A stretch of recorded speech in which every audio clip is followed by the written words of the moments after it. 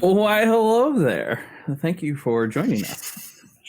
I am Matt, the DM for an evening, this evening in particular on the Dice Cult channel with Roll Incorporated, joined by my fantabulous players who are...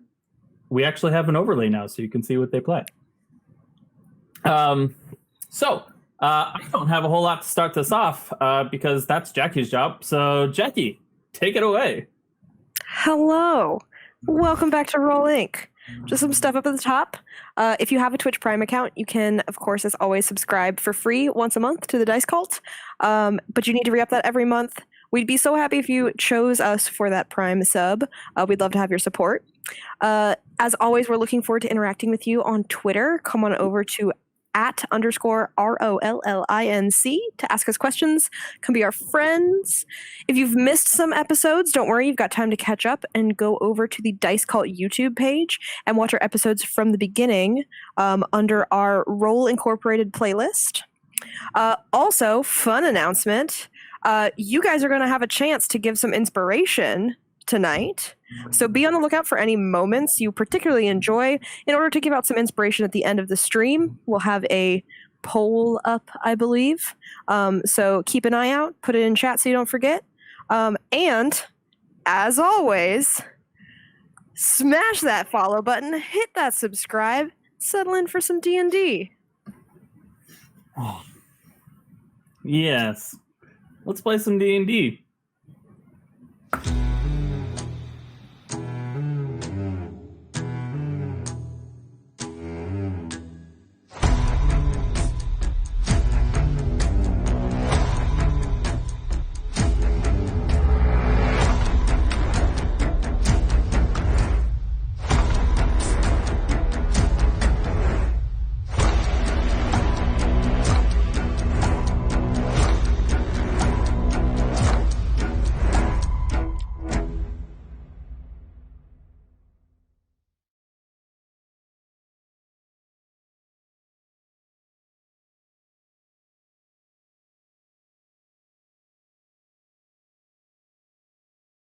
I'm back. When we last left our Tram Fam, they had a very interesting evening. Magda got called away and left rather abruptly. And according to Caden, she just had to step away due to an upset stomach or something. The rest of the party sat down and had a conversation. Well, prior to that, Caden and Jackie had a moment of... We did! I get this wrong. I keep calling Jackie Clara and Clara Jackie. Clara. Clara and Caden. Jeez. It's not like I have them on my, literally... No, I really enjoyed my scene with Caden. Yes. I used to have them underneath the names, but since we've changed how we do things, I no longer have the names overlaying the characters. So I call them by, excuses. Clara and Caden had a fantastic moment of teaching each other and an intimate conversation about Clara's failures in life, among other things. Then the whole party sat down and for once just talked out their plan and figured out what they're going to do next. And that was their next plan while they waited for Magda was they were going to go have a conversation with Rook. So they talked to Sherman, got that taken care of. And now they're on their way. It is 7 p.m. on a Tuesday after having paid Egg 50 gold to wait 2 weeks before giving her treasure hunt to somebody else. They are on their way to the Sad Death, the club that the Rook hangs out with on Tuesday. But that's not where we're going to start off. We are going to start off with Magda. Magda, you received, as you were standing there in Kieran Gall's house, as everybody else was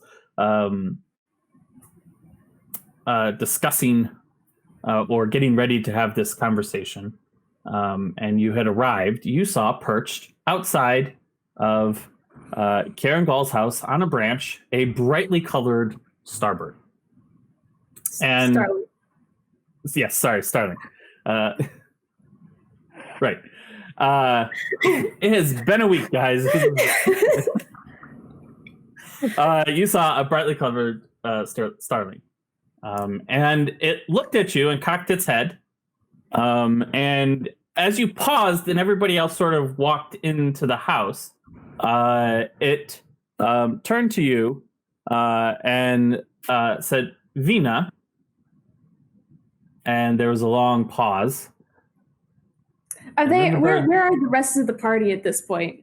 They've walked inside the house. Oh, okay. Yeah, all right. You are alone for a brief moment. Mm-hmm. Vina, I need you to come to the estate. It is a matter of life and death. Please come now. Please. And then the bird cocks its head and flies off. Yep. Okay. Well, I write a quick note saying to Caden, saying I will have something to take care of, be back soon, and I'll leave. Okay. So where do you go I'm gonna go by the apartment first. The one I'm borrowing from Anthony's. Get ready to go to the estate. I will leave the earring that is paired with Caden's earring at the apartment, and I assume I can just get a cab and head to the Starbird estate. Of course. You hail a taxi of sorts and head towards the Starboard estate. You make your way out of town. Not fully, just outside the city limits, to the west, heading towards Dwarf Lake.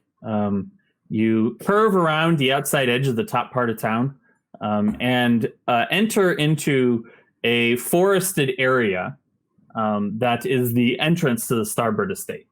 You ride for another 5 or 6 minutes in the carriage as it heads winding through the property that is your family's property, making your way up until you can see, cresting as you crest over a gentle hill, the giant fish pond off to your left, the estate as the proper, the main building of 5 or 6 that are here, looming with its 3-story architecture from long lost times, thousands of years old building that has been maintained.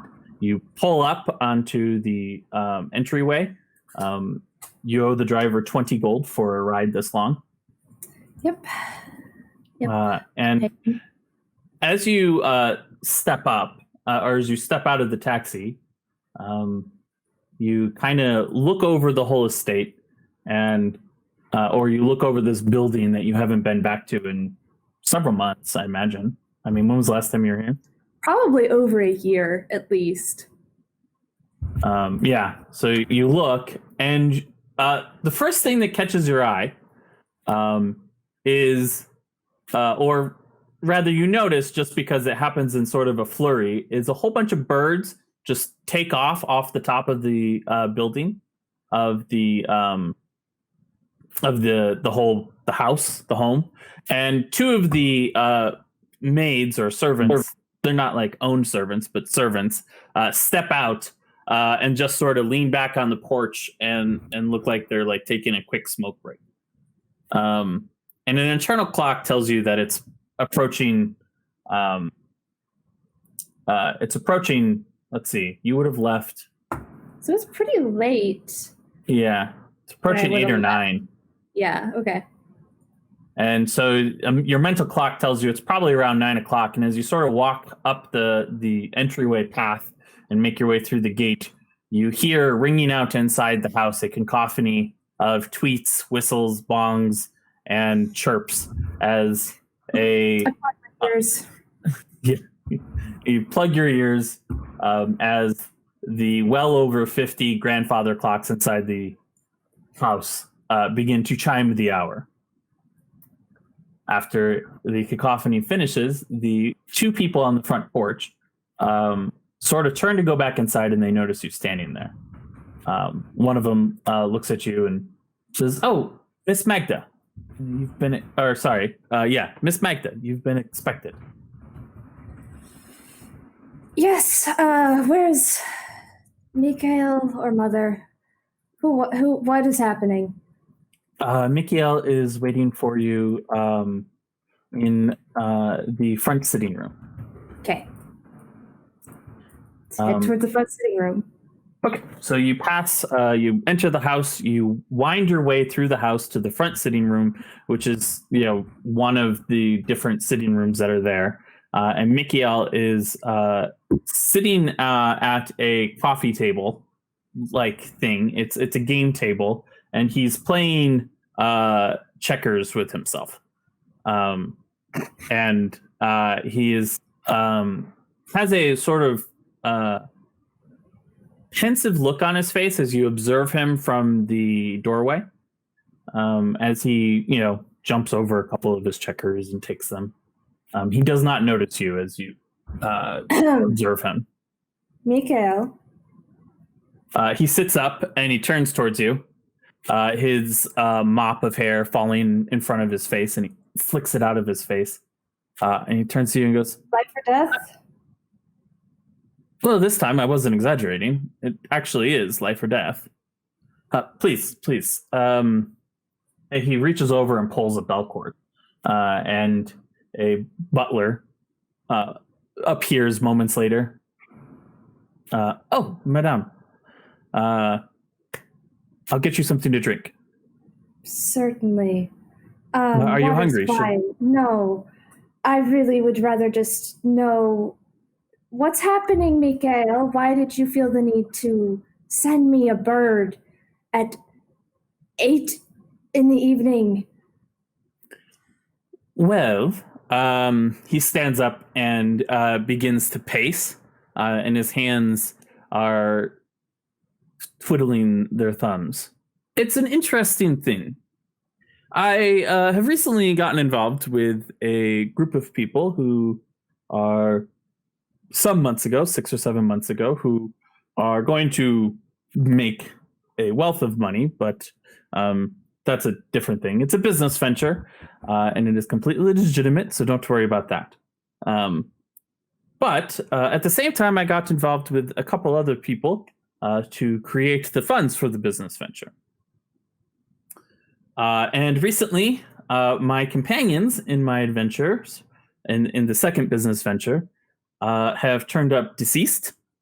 And it is now that I find out that the place we were getting the funds for is protected. And as such, I have to return the funds. But unfortunately, the funds are sunk into the other business venture. So I'm in need of a little assistance. Again?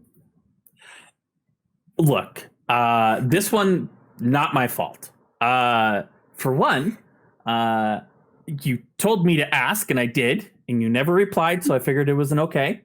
And two, the business venture, the first one is a solid one. It's creating rice fields for the watch and stuff like that. The other one Doesn't the watch have rice fields?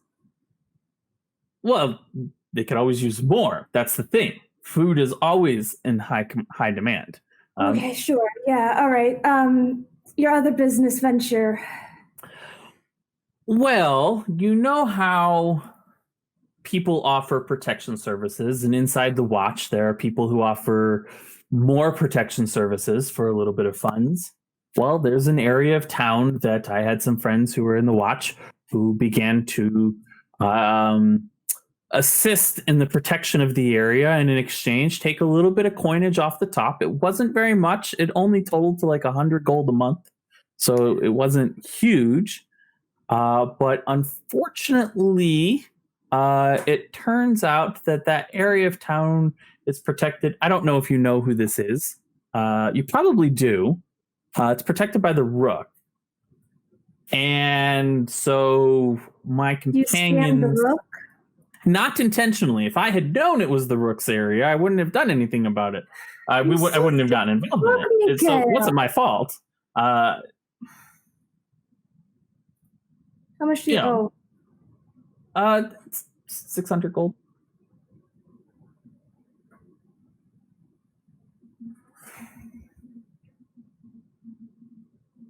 Did you ask Mother? She said it was better to approach you about this particular one because it might be somebody you know. Of course she did.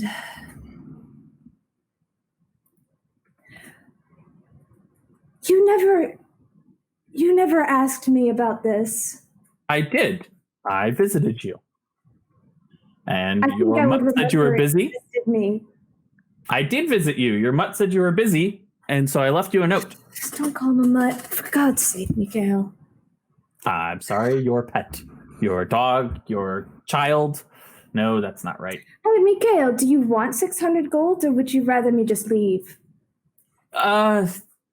So when I say life or death, I mean actual, like, death. He killed my companions on the tram recently. So the real question is, do you want to take over the whole estate and the running of the affairs? Because I'll end up being dead, and now you'll be in charge of all of this, and...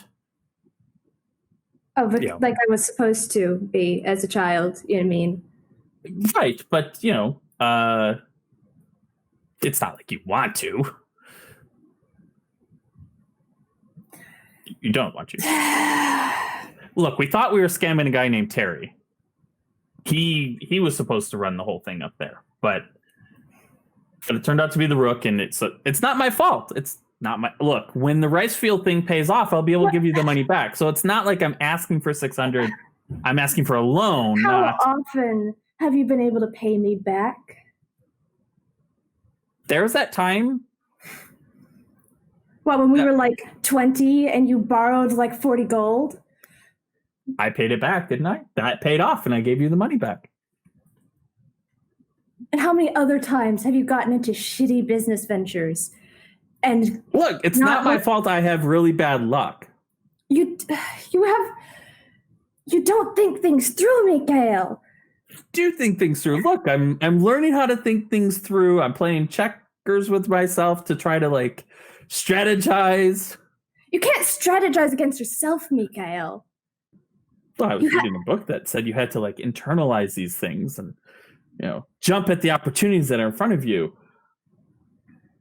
You didn't think to figure out more about this like Terry person? Like, no, we did. He's like a nobody. He's a pushover. He runs a small gang out of one of the districts. He's drunk. He has like one enforcer who's on the watch. And so he's really easy to push around. And so we were scamming him. It was the fact that he actually wasn't in control of that area, and it was the Rook who was in control of that area that we didn't know.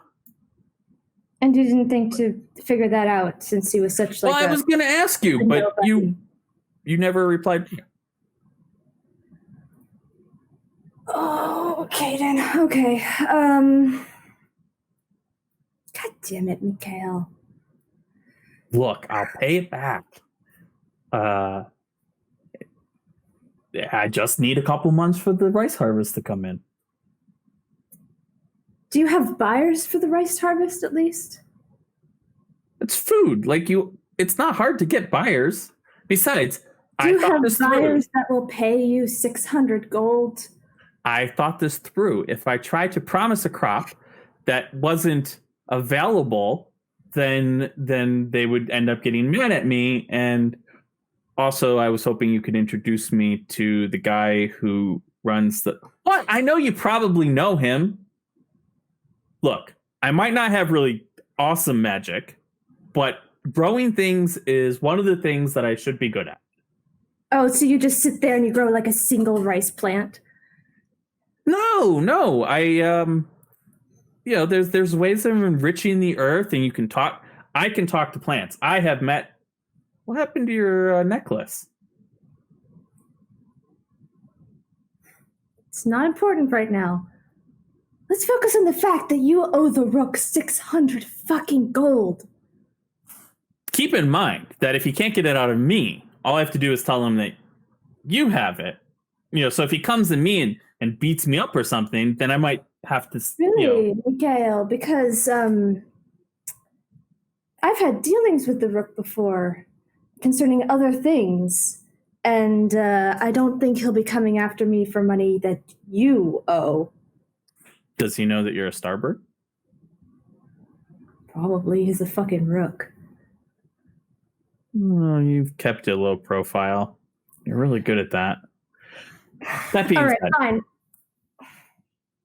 Let's say I do pay you 600 gold. What do I get out of it? I stay alive.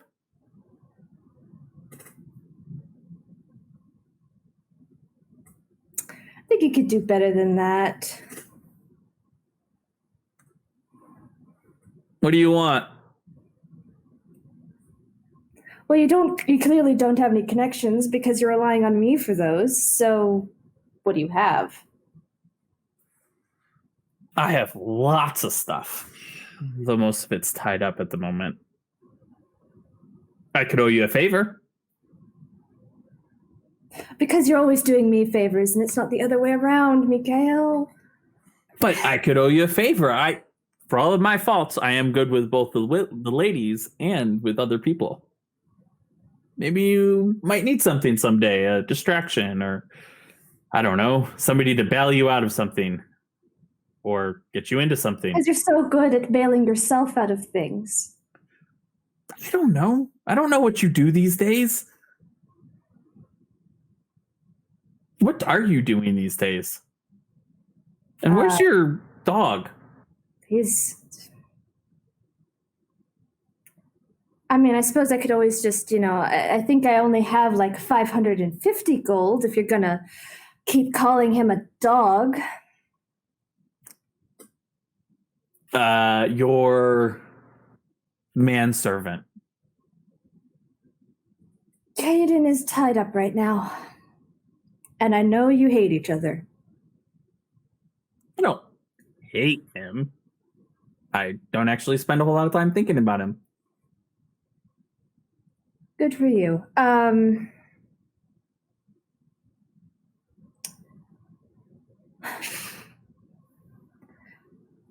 need a new apartment in Ujama. Okay. I wasn't using ours. Oh, good. I'll take the keys then. You'll have to get them from... I don't actually... Get them from Mel. He'll have them. Mal! He reaches over and pulls the cord. Ma'am. Give me the keys to the apartment in Ujama. Yes, ma'am. And he walks off. So we have a deal then. I suppose we do, Mikhail. You have the apartment for, what, a year? 2 years. 2 years will do. I'll just keep... I may have to go back to my books and count out how much I've had to pay you over the years when you get in trouble. It hasn't been my fault. I've just had really shitty luck. The more you say that, the less confident I am that it's never going to happen again. Look, I did what you asked last time. I came and tried to talk to you. You didn't have time, so I went with my gut. Try again next time. If you don't manage to talk to me, I will not pay your bail. Are we clear? Sure. Sure. I said sure. Okay. All right. I don't have the full 600 with me because who the fuck carries 600 gold on them through the city? So I'll have to go back to the apartment and get it. Could you know the Rook? You could just deliver it to the Rook on behalf I of. am not getting in this business. You will hand it over yourself. Okay. Sure. Yeah. I don't even know why I suggested it. Yeah. This will work. I can swing this. Okay. I'll go back with you. Are you telling me everything? Yeah. I mean, there's nothing more to tell. Do I believe him? Give me an insight check. Okay.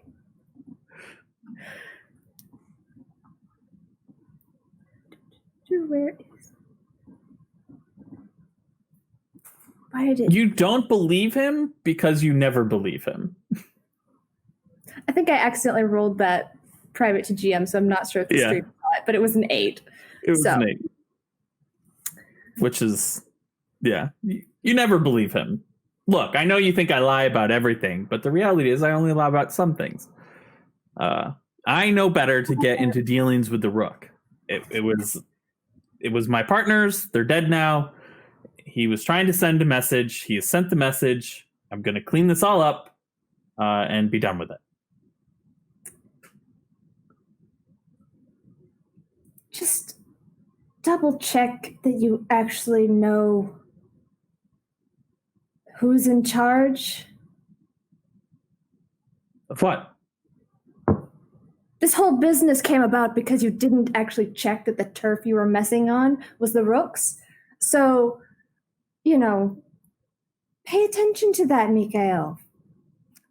Yeah, I won't make that mistake again. Okay, well, it's late. Tomorrow morning we can go and get the gold, so. Sure. I'll go back to town with you, though, just in case. I'm not interested in him. Look, the last thing I want is his goons come into the estate and bothering Mother. I would be thrilled to not have to make another trip out here. So I'll stay at the apartment. I'll stay out of your hair. Good. All right. Or the apartment's mine now. I can get a room. I have friends in town. Be happy to That see aren't me. dead? That aren't, well, they weren't my friends. They were business associates.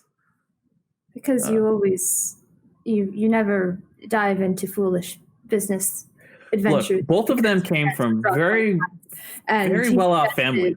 That, They were both connected. They had gotten the route on the train by pulling some strings. Like, I thought their intel was good. Next time I'll ask you for it. Illegal business. Look, I thought as the head of the family. That's not going to happen. Like, there's certain things that you can look. Would you want me to lie to your face? Okay, I'll stay away from anything that looks a little bit shady. Whatever. All right, let's. You don't. You literally just said a minute ago you have dealings with the Rook, and now you have this double standard. Head of the Starboard family. No, you're not. I am. Yes, exactly. And I thought, as clearly, as the heir and face of the household, you would rather not dive or bury the Starboard family under rumors of illegal activity. The Rook's like really connected. He's one of the advisors. So if we can get connected that way, scammed the Rook accidentally, and it wasn't my fault. How hard can I say this wasn't my fault? This with the intention of scamming someone. Your keys, ma'am. Thank you. Look, let's just make it go. Let's just make it go away. Next time I'll ask twice. Talk to me. I know you and Caden don't get along, but you can reach me. Send me It's not letters. my fault that when I go to come and talk to you, he tells me she's not here, she's busy, and turns me away. So that's not on me. You want me to go barging past him? I could probably take him. He You pretty much definitely pushed over. could not take him. I could totally take him. I have magic. I He doesn't would- have magic. I would love to see you try to take him. What happened to your necklace? Took it off. Interesting. Why? You want one? No. Does Mother know?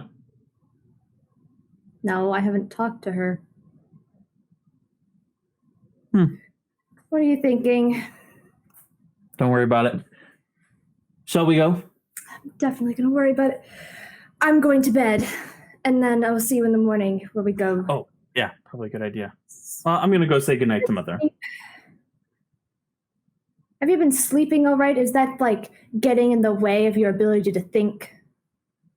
Oh, you care. I didn't even know you cared. Mikhail? Careful. It might rain over your bed tonight. Weird effects. Weather. Just see what happens to your bed. I leave. He leaves. And the next morning, you head back into town with him. Did it rain on me? No, it did not. Okay. All right. But as you're heading out to the carriage in the morning, give me a dexterity saving throw. Okay.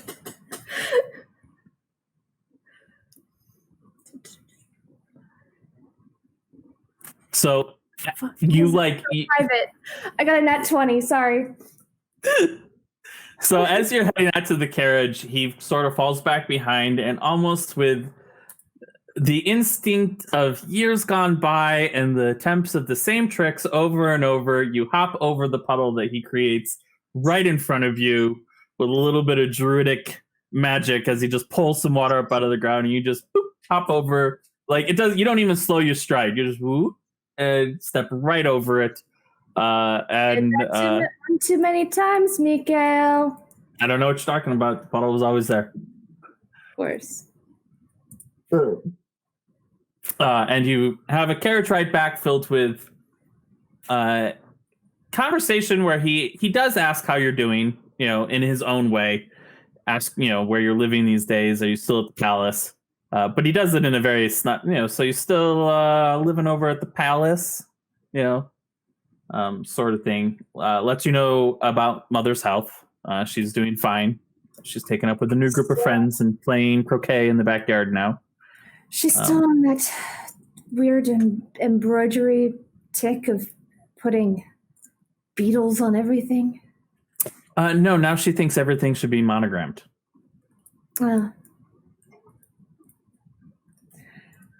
I suppose. Yeah, weird. Like she's monogramming everything. She's monogramming like the cozies. It's like who monograms cozies? Mikhail, let me see that. You poked at something. Let me see that. No, it's fine. It's fine. As you pull aside, his shirt is monogrammed with child of Atlanta Starford. No, it's just a monogram of the family. So it's Mikhail. So it's M capital S, and then I don't remember what his middle name is, but it has his last the middle name. Yeah. So you arrive back. He collects the. Stay for longer of a night. She didn't get her hands on any of my clothes. He collects the 600 gold. Yep, he does. From you. And as you go back to your place, you pick up the earring. You find the note undisturbed and unopened. Well, I left it at Kieran's. Oh, okay. Yeah. So he would have gotten the note. But the earring, you pick that back up. Pick that back up, put it on. Mikhail, go do whatever you do. Pay your money. Don't, for the love of God, don't piss off the Rook anymore. It was never my intention. Walls and if there's anything I am good at, it's smoothing things over. I am more charming than you are. You certainly can believe that. I only believe the truth. Thank you. Bye. Yeah, bye. Whatever. As you have a little bit of a day, do you tap some of your contacts just to see whether or not you're in any real trouble, or you head straight back to them? I'm not particularly concerned about it now that he has the money and can go pay it back. He's clever enough with his tongue. Okay. I mean, he's quick-witted and charismatic. All right. Claire's very interested in meeting your brother.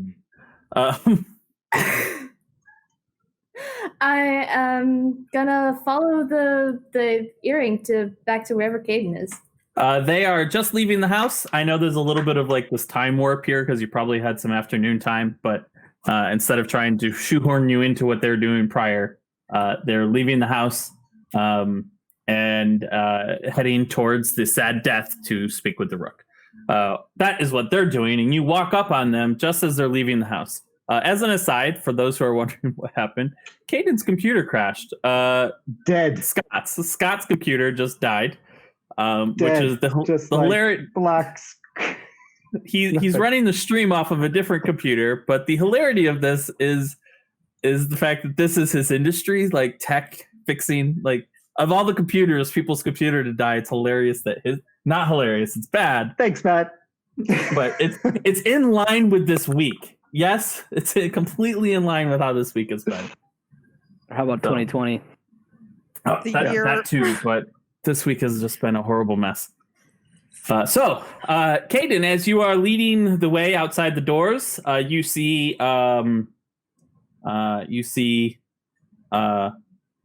Magda strolling up.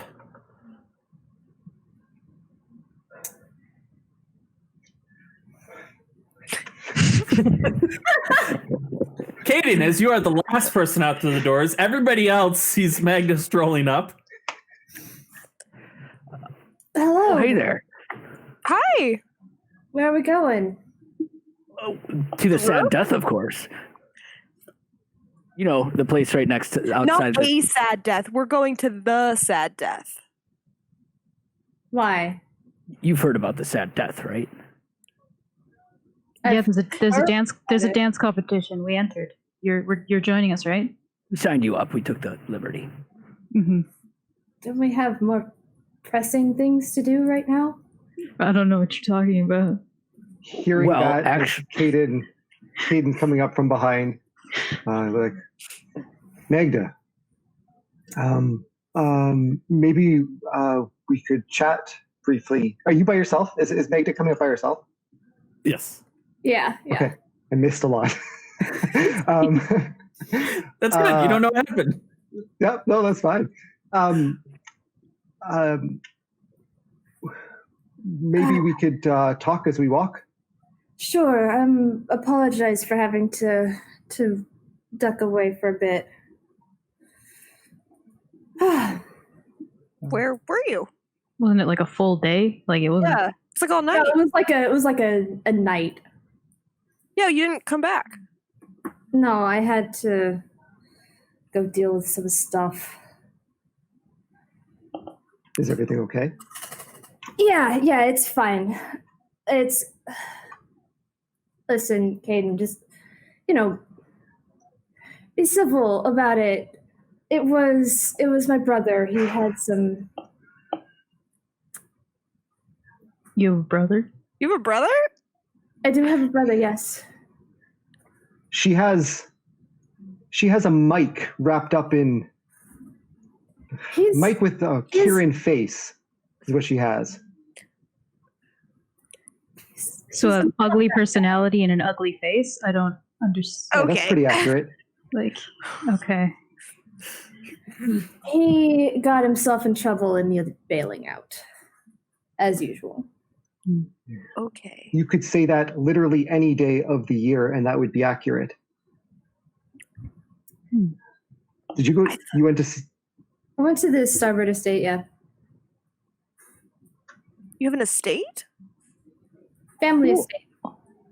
It's technically not mine. It's Mikhail's. He's the head of the family.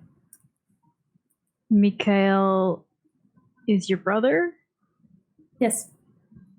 He's the ass I of the did family. get us a new apartment, though, Caden. We don't have to rely on Anthony anymore. How Your much mother? money do you have? It's technically not Was mine. it- It is only it's the family's. But I Elena? said a good deal. Sorry, what? Is that your mother? No, it was with Mikhail.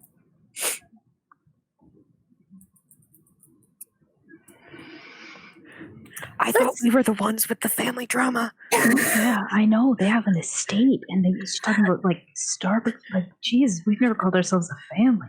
Like, Yeah, seriously. yeah, Are we underdressed right now?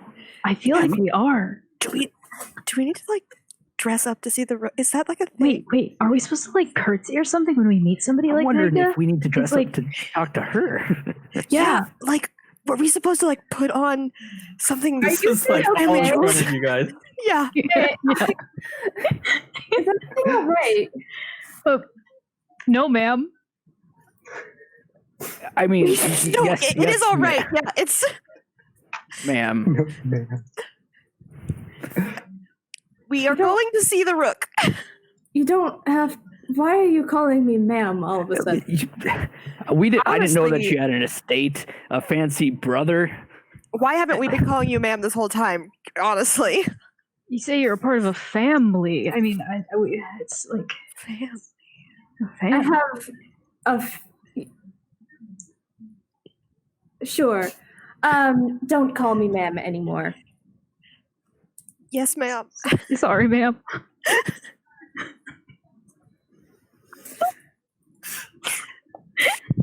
I'm sorry. They meant Lady Magda. Oh, yeah. That's My lady. This way, my lady. To the sad death. My lady. Why are we going to talk to the Rook right now? Look, can you please give Magda and I a moment, please? Yes, of course. Bowing, stepping back. Sarcastically or like Like half joking, but also like not entirely sure.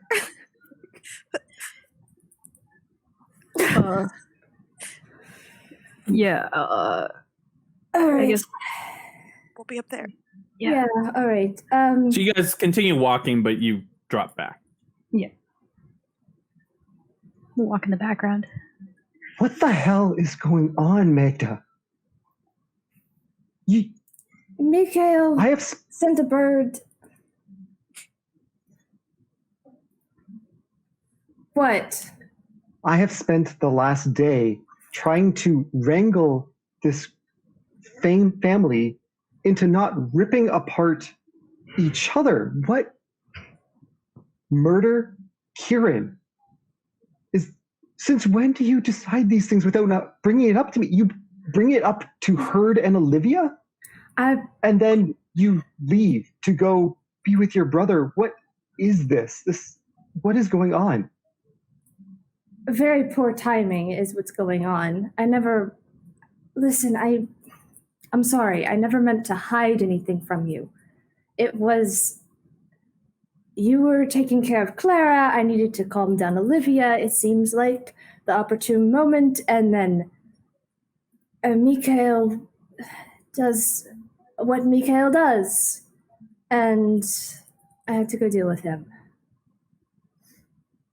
He scammed the Rook, by the way, so this was something that did need to be taken care of. Did you have a Gotta be letter kidding me. from him?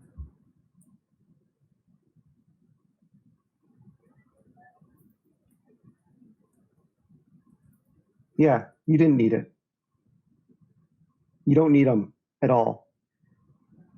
You don't need his messages, and you don't need him, and you shouldn't be running every time he calls for you.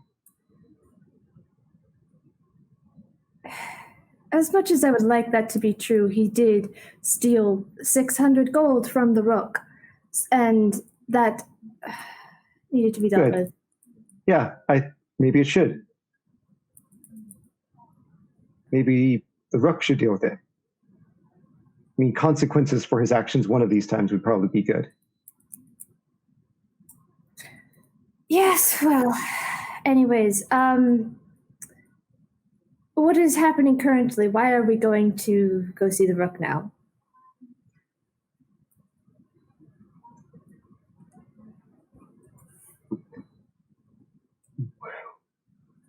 I spoke to Herd and Olivia, and we agreed that killing Kieran is probably not the best idea. Okay. I'm sorry. I don't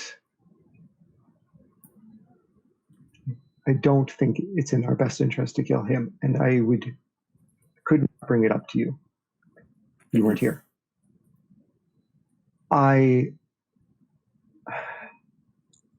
They have had a bit of a rebuilding process. And I believe there's a chance that Clara has basically come up with the idea that perhaps handing Kieran over to the Rook or to Sherman may be a better option, which in my mind solves the problem of Kieran, possibly alleviates the tension with Sherman. We're also checking to see if we haven't even had a chance to debrief about what happened with Gleason. She's expecting Kieran in 6 days at the wall. If Kieran arrives back at the completion of Clara's ritual, he's going to be needed at the wall. And there's a chance that he may want, we may not be able to get him to Sherman or the Rook before that. It's an evolving plan. If you had been here, you would have known what to do. But this is what we've got at the moment. We could, if we're hedging our bets, if Kieran needs to go to the wall, then he may want Clara to go, in which case perhaps the Rook has things for us to do at the wall. Perhaps we can be of some service there. Ingratiate ourselves to the Rook, perhaps hand Kieran over to Sherman or the Rook. Really could use your input on this. There's a lot of moving parts. All right, so we're going to go talk to the Rook to barter Kieran to him for something?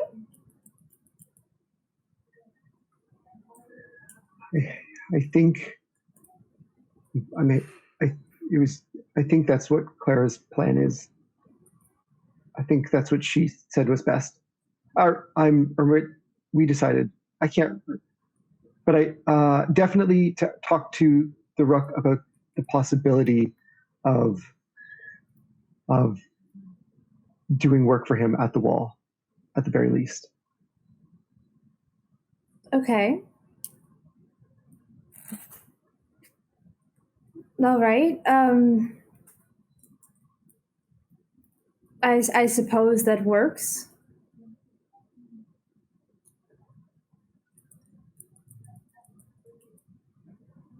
I'm sorry about the letter. It didn't have much in it. It's fine, Caden. It's genuinely it's fine. Just don't intercept letters from him again. He's a pain in the ass. But I would rather him not end up dead in some alleyway because he decided to Rice.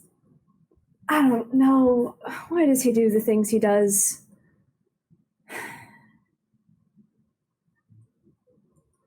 He's never once been anything but pain for you or me. You're not wrong. However,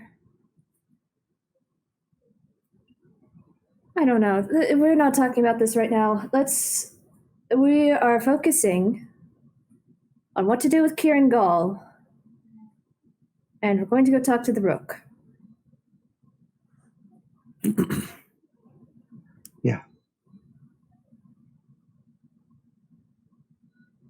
I think Just don't do anything rash regarding Mikhail. I don't think you would, but just in case. What did he want other than money? How much did he want? 600.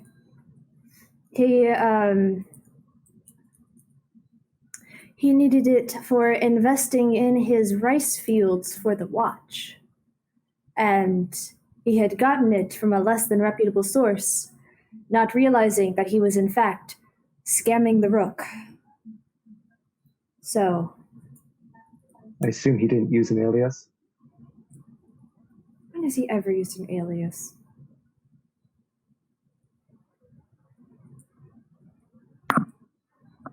Is this recent? Do you know if we're going to have to deal with this with the Rook today? I gave him his money and he said he was going to go take care of it, so he didn't die. I imagine that's motivation enough for him to take care of it immediately. He's not stupid enough to let it sit. At least Walls, I hope he isn't.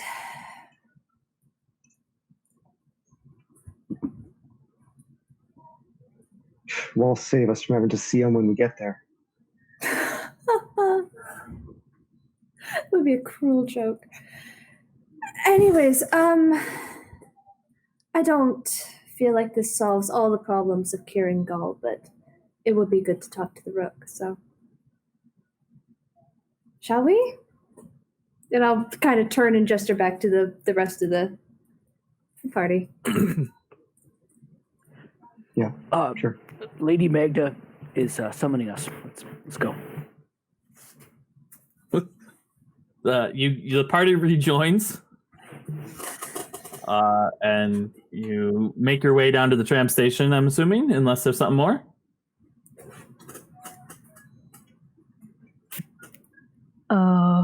So who's supposed to do the talking, and what are we supposed to say? What's our priority here? Are we going to just go tell them we have Kieran Gall, or what are we doing? Well, I don't want to just say we have Kieran Gall. That's not. Yeah, no, but. Well, you're supposed to make it the most beneficial for him. So saying that we have the one thing that can cure the world of curse, and we're willing to sell it to him, I guess. I don't want to give him the time portal. That's no. No, I mean the guy, like Kieran. We'll sell him Kieran. Why does the Rook even want Kieran? For power? Well, it's not so much that the Rook wants Kieran. I don't think the Rook really wants Kieran. I think the Rook might want information about what's happening at the wall, which Kieran can provide. The person who might want Kieran is Sherman. Why? Well, because Sherman had a sister who went missing, got wrapped up in some time magic stuff, and With Kieran, right, yeah, and Kieran maybe knows a little bit more than he's letting on about it. And so our plan was to plant the seed so that they get into like a fight, right? Oh, I was just gonna, let Sherman know and let him deal with Kieran as he see fit. Indentured servitude sounds honestly like a great thing for Kieran. And what's going to happen when Kieran is needed at the wall in, 3-4 days? Oh, I mean, he'll be easy to find at the wall. Yeah, he'll probably still go to the wall. He'll just be in contact with the Rook, giving him information. I thought that you were handing him over to Sherman. So, little plan was get Kieran to the wall so Gleason doesn't come down on me. Drop before Kieran might want me to go with him, and that's like a thing. So dealing with that. Wait. Sorry? What? Claire, do you want to go with him to the wall? I don't want to go with him, but I kind of want to know what's going on up there, considering some of it's my fault. But it's more getting Kieran there to get Gleason off our backs. If I tell Sherman that Kieran had something to do with his sister, as we go, he could intercept either there or on our way back, and then that's not on us if he disappears from the wall and gets put to use getting Sherman's sister back. Or if they fight and they both die, then I would prefer not both of them dying. I would prefer to get Sherman's sister back, and then he's happy with us. Well, I know that you would. Kieran. Well, of course, you want one of them to whatever. I think it'd be good if one of them. Anyway, I think the other thing was Egg. She's got a treasure map or something, and we were talking to the Rook about it. Yes. The Rook is. Sherman told me that the Rook is interested in magical weapons from older time periods, and that seems to be what Ag may have a map to. So just multiple opportunities to present the Rook for why he should still continuing thinking of us well. I think we have a lot of leverage. We should think of what we want in return. Money? Oh yeah, that'd be good. Yeah, we need 10,000 gold. Ooh, why don't we just ask for that? I don't know that that's what we have to offer is 10,000 gold worth. It's a pretty hefty sum of money. I mean, for an all-powerful time wizard or transmutation wizard, that probably isn't that much. He's only all-powerful because I fixed his equation. So... The Rook doesn't know that, though. If the Rook used it the way Kieran used it, he'd also get stuck in the past and more cracks would happen in the wall. I don't want to tell him about the time portal at all. Well, just we might be going to the wall. We could be sources of information for him or do various things for him there. Also, magic weapons courtesy of our pyromaniac tiefling. I don't think that the Rook necessarily needs to know anything about Kieran or the time magic. Yeah, just the wall. Just that we might be going. If you want to follow through with handing Kieran over to Sherman, it would be better to approach Sherman directly. And Sherman can do what he likes in terms of informing the Rook. Yes. Most of my interacting with Sherman directly hasn't gone super great, depending on your definition of great. Just not looking at Olivia or Heard. Seems to go reasonably well to me. Yeah, to you, yes.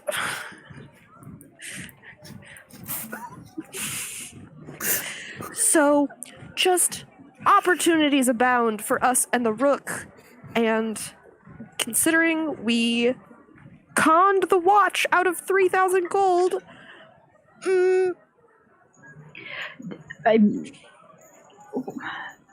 don't think it was fully conning because it was for Kieran to get back and to help with getting him to the wall. So in the end, it does what we say. Anyway, we are going to need to walk in there and know who's going to say what and what we're going to bring to the table. And I feel like I shouldn't talk. Heard mentioned I might not want to talk. You continue your conversation as the tram arrives at the stop outside of, you have about a 5-minute walk to get to the sad death. And about 10 minutes before 7. What time is the meeting? 7. Okay. yeah, I probably shouldn't talk either. Well, Unless you guys want me to, I can, but... let's just go in there with the intention of making nice with the Rook. And that's all. Yeah, I shouldn't talk. We can figure out what we want to do with Kieran maybe a little later. Sure. All right? Okay. Yeah. Let's do that. To the sad death? The sad death. Okay. Yeah, we head in. Did we get dressed up to go to the sad death? What do you wear? I don't know. To What the are sad what are death? you guys wearing? I'm wearing a blazer And like a bow tie. Solid.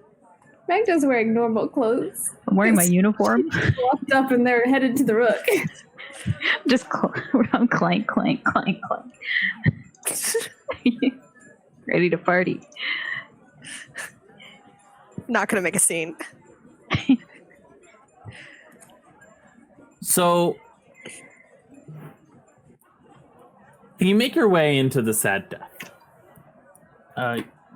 There's nobody at the door like letting people in or out. You just sort of open the front of the door. The club itself looks more like a warehouse front than it does anything else, and it has a sign over the top of it that just says the sad death, and then there's two theater faces, except for the smiling and the sad one. There's just two sad ones overlapping each other. And as you sort of enter into this place, you realize that 7 o'clock is not like a club like this is not operating at 7 o'clock. Instead, it's things are being prepared. And there's people walking around, basically getting the kitchen ready, setting up the stage if there's going to be an act. There's somebody sitting up there tuning an instrument of sorts. And back in the back corner, you see the rook sitting there at a table with a couple books out in front of him, and he seems to be going over some numbers. Just sort of doing business type stuff. That's all in front of him, but he's talking to Sherman, and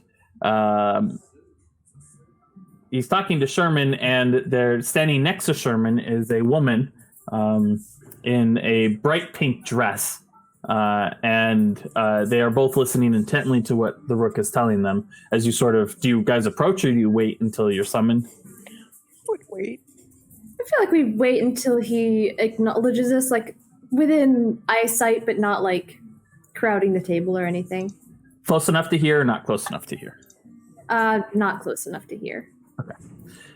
So he finishes giving a series of instructions to them, and the rook turns to you and says, "Ah," and waves you guys forward. The woman and Sherman turn and go to leave. They give you a nod on the way out, and Sherman, Clara, continues. Thank you for coming and seeing me. Pull up a chair. Grab a chair from any one of these tables. Pull up a seat. All right. Okay. How was your how was your trip back? Your expedition into the woods and back? I heard a little bit. It went well. We caught the killer. Took care of the problem. Earned you your favor with Lady Lisa. Yes. Tell me, did you kill him or her? It? What? It was killed, yes. Interesting. Interesting. Why? Oh, completely unrelated. Probably a couple adventurers who had passes to get through the wall died recently, hoof marks, lightning bolts. But if you killed them, then it wasn't a couple days ago not in the forest. You guys were in a forest much closer to the wall. And then somebody used their passes to leave. So I'm certain it wasn't your guys's, because A, you killed them, and B, the previous MO was one of lots of antler things, and this one was much more lightning than it was antlers. But that aside, copycats using other people's methods to get away with things, He sort of just gives you all a long once over. So, are you interested in more work? Yes, we are. I have a series of jobs for you that I would be interested in you undertaking if you were interested in taking it. I am seeking to collect the 3 books. And those books are owned by 3 different people, and I'd like you to acquire the books for me. The books themselves are of no real importance to most people. They're important to me for my own reasons, but it is the title of the books are volumes 1, 2, and 3 of the hereditary lines of the Hearst family. It's just Doing some genealogy? yes. Like I said, they're important to me.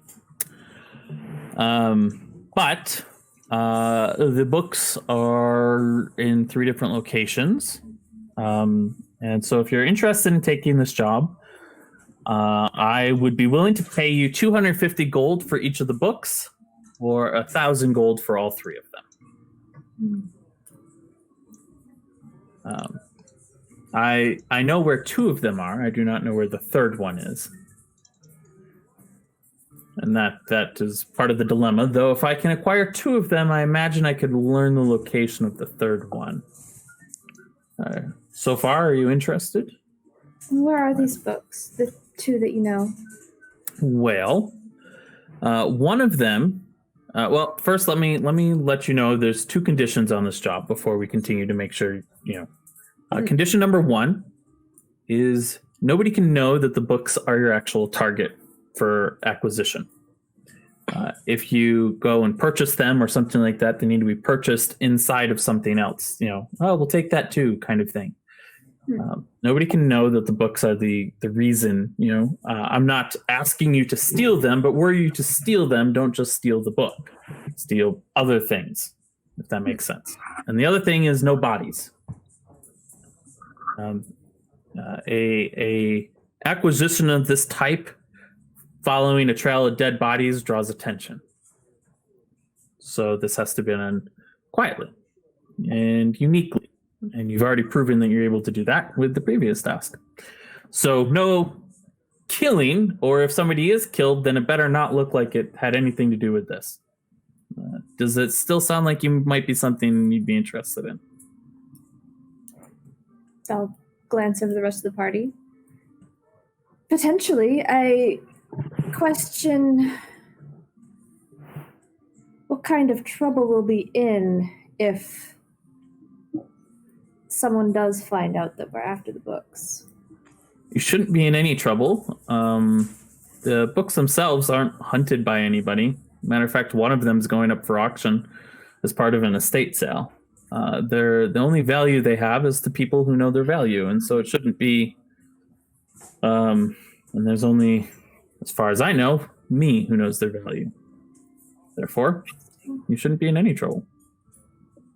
All right. Where are they?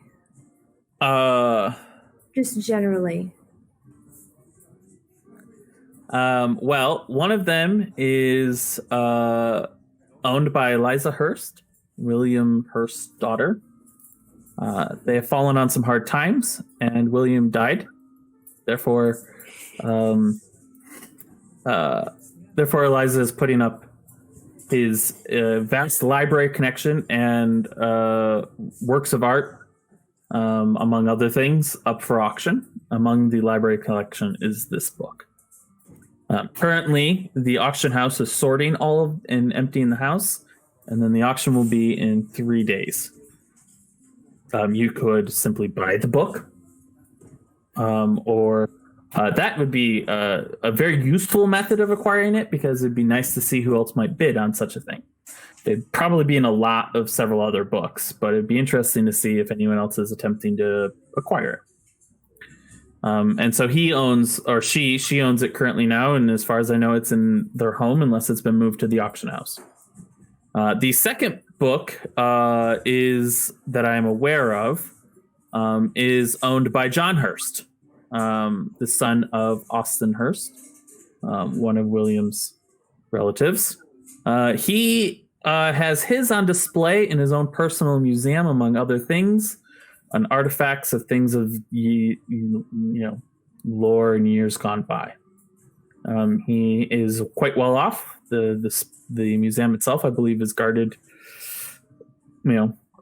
It'd be interesting. I don't know how you get a hold of this one, but I do know where the book is. It's on display in this museum.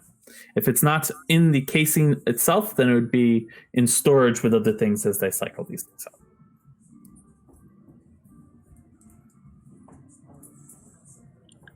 All right.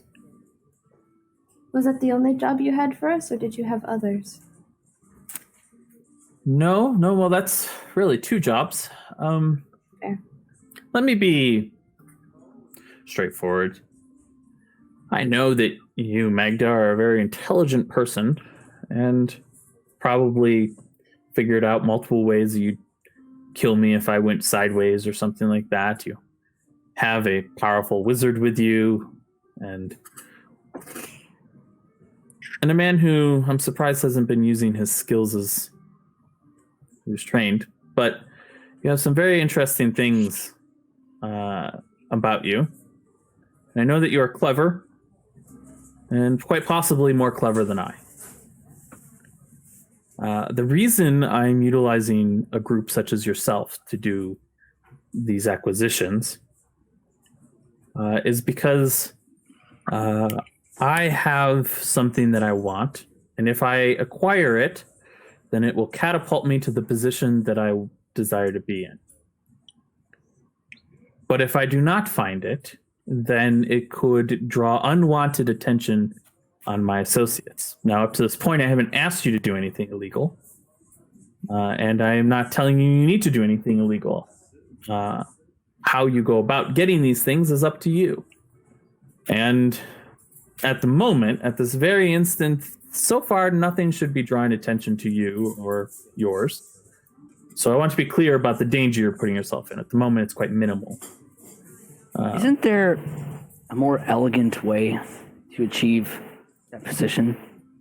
No. Catapults are dangerous. Not as dangerous as a trebuchet. The superior weapon for assaulting strongholds. But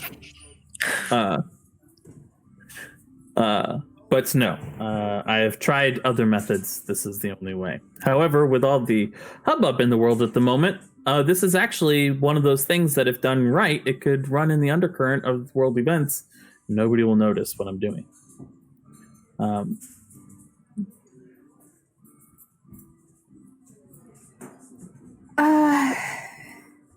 And I know... Oh, sorry. My apologies. I saw that you were about to talk and then I immediately interrupted you. That is very rude of me. I do want to point out for your information, I know that your companion here, who is in the watch, is likely reporting on all of my movements and things like that. That is par for the course. And that's fine. Again, I haven't asked you to do anything illegal. I think we'll have to take some time to deliberate on what to do because we have some somewhat pressing matters that may consume our time in the 3 days until this auction. But that said, we will make our decision very promptly. We'll just have to take a moment. Very well. You know how to get a hold of Sherman. Let him know what you have decided. Even if the book is sold at auction, even if it's not you, I could have some of my other associates there bidding for it or something like that. I prefer greatly not to do that. But even if it's sold, I can continue to track it, but that makes it much more difficult to get a hold of in an unobtrusive manner. If we were to purchase it, would we be compensated? The price that I'm willing to pay for you for the book is the price I'm willing to pay. How you go about acquiring it is up to you. If you can swing a profit, if you were to buy it, then that's just a simple cash transaction. Buy something I need and sell it to me at a price I'm offering. I see. It's all on the up and up, I feel. It doesn't put you in an awkward spot. It just... No, certainly not. I'm going to look at the party. Any questions from you?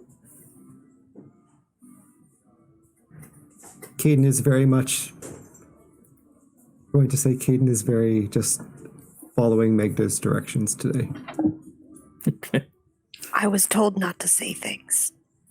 What position are you trying to get to? One where I will not have to do this work anymore. Not enjoying your job? No, of course I enjoy my job, but if you don't strive for loftier heights, then what's the point? Sure enough. Well, I think we shall go deliberate. I have one last question. Why the sad death? Oh, it's a very interesting story, actually. They played too hot here. I'm sorry? Nothing. Go on. The previous owner was a very bad gambler. He used to gamble in some of my casinos.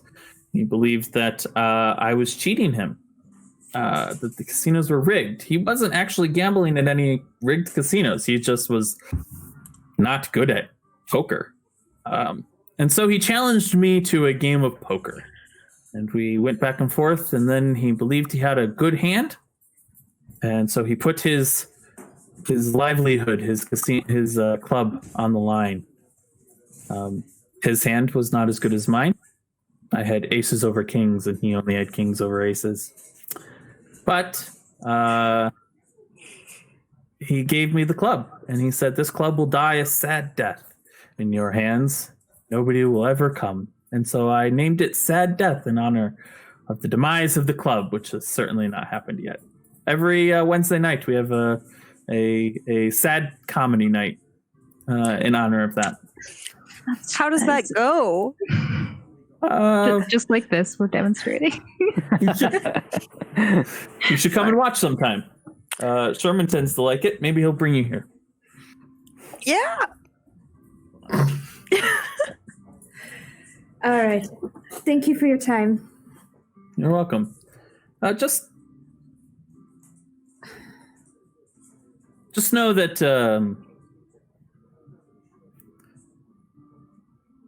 thank you for your time. Anything that... Oh, you, Magda, are an anomaly on my radar. I haven't been able to find out a whole lot about you. But you, Olivia, on the other hand, are the opposite of an anomaly. I know everything about you. And the rest of you fall somewhere in between. I would like to continue this working relationship. I feel like we are both going to take each other to greatness. So even though this is a small task, it'll lead to greater and greater tasks. So please don't think that, I am entrusting you with something tiny. I wish to, I wish to continue this relationship if possible. But we aren't really. We're getting money out of this, yes, but I don't know that that's greatness. For right now, money. Today, money. Tomorrow, the world. See, those are very general and vague terms. They are. Okay. Hang around. You might learn new things. I have access to magics that you would probably be very interested in looking through. It's our prerogative to ask for our own greatness out of this deal. Of course. Yes. You can set your conditions as well. I don't have a problem with that. Just be wary. If you do turn down the offer, this isn't a threat. This is just letting you know the way things stand.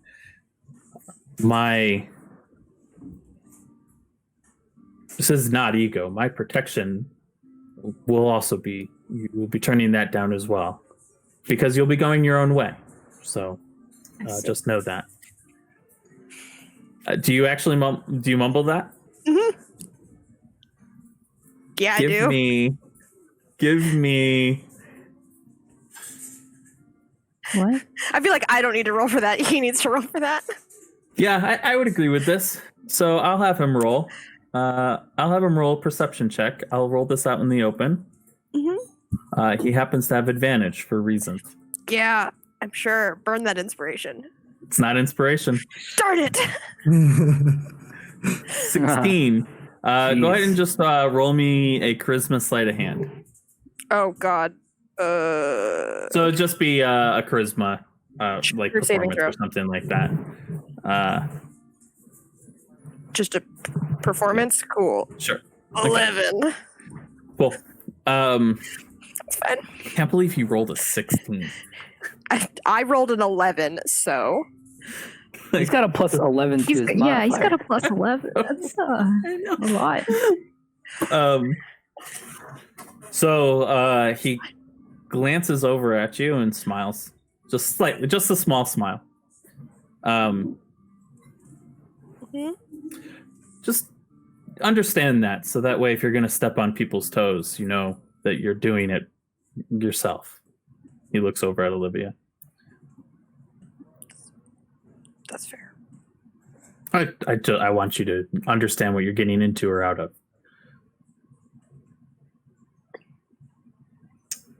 I think we should be going now. Of course. Good night. Thank you for your time. Hey, Thank you so much for seeing us. can Yes. I talk to you for a second? You're talking to the rook? Yep. Yeah. Of course. All right. See you guys. Okay. I'm going to tap Olivia on the shoulder and say, be judicious. Always am. How much is Olivia smoking right now? Oh, I bet first I thought you meant like 3 cigarettes? 4 cigarettes? Oh yeah. I'm the coolest. I got a nice long one. Not much actually. Okay. She's pretty calm right now. She's What got can I a plan. do for you? Just wondering. I'm sure you know him, Terry. He sits and thinks for a second. I know a couple Terrys. The fat drunk owns the slumlord down in the corner of the city. Esther. Yeah. He what do you do? You work with him? I work with lots of people. My business dealings are my own. I know you work with him. Yeah, sorta. I'd like for him to work under me. I don't want to be working for him. Do you want to take over running that area? Yes. Yeah. At least to start. What do you bring to the table? He's handled it quite nicely up to this point, except Yeah, for the see, latest screw up. The funny thing is, the latest. Excuse me. Don't worry about it. It's been taken care of. Well, at least from everything I know, I've been the one running things, not him. At least for now. He's just the lovely face of the operation. Well, let me put it this way. If you want to do a hostile takeover, I won't stand in your way. But understand, if you do take over that section, you're still underneath the mob. The rules are still the same. I'm just letting you know that in the future, there might be a change of leadership. That's always the case among these smaller ones. Providing you can retain control over the area, I have no objections to it. Just don't make it a gang war. The rules inside the mob are such that if you're going to do something like that, it needs to be elegant. No massive bloodshed in the street, fireballs blowing people's houses up and things like that. No, I plan to keep a low profile. Of course, with the way he drinks, he could probably just have a liver failure. You know him well. Yes. Although, if you wanted to go that route, I'd recommend talking to Caden. He knows something about poisons. Or at least, he's been trained in it. Interesting. All right. It's good to know. Thanks. Yeah. Well, they don't. His nickname, the group that they trained under. Anyway, yes. If you were to do something like that, that would be fine. He recently, yes, he would. Just know that he's probably got his guard up for something like that at the moment. He recently made a critical error, and I have had to refund quite a bit of money to the area, so there'll be some money flowing in. Okay. Terry made the error? Ultimately, it's his fault, yes. Okay. It's good to know. Is there any other information you could give me to help me in this situation? If you're going to run that area, you should be able to acquire it yourself. Understandable. I look forward to seeing this be taken over. If you want to get into business with us, if you're able to take over that area, it could be very useful in lots of areas. Yeah, regarding that statement you said earlier, fuck the watch. Really? You just got promoted. Sure did. But you're on the outs with them. Because they're still after your brother? They've never been good to me, you know, man. It did take quite a long time to get up that way.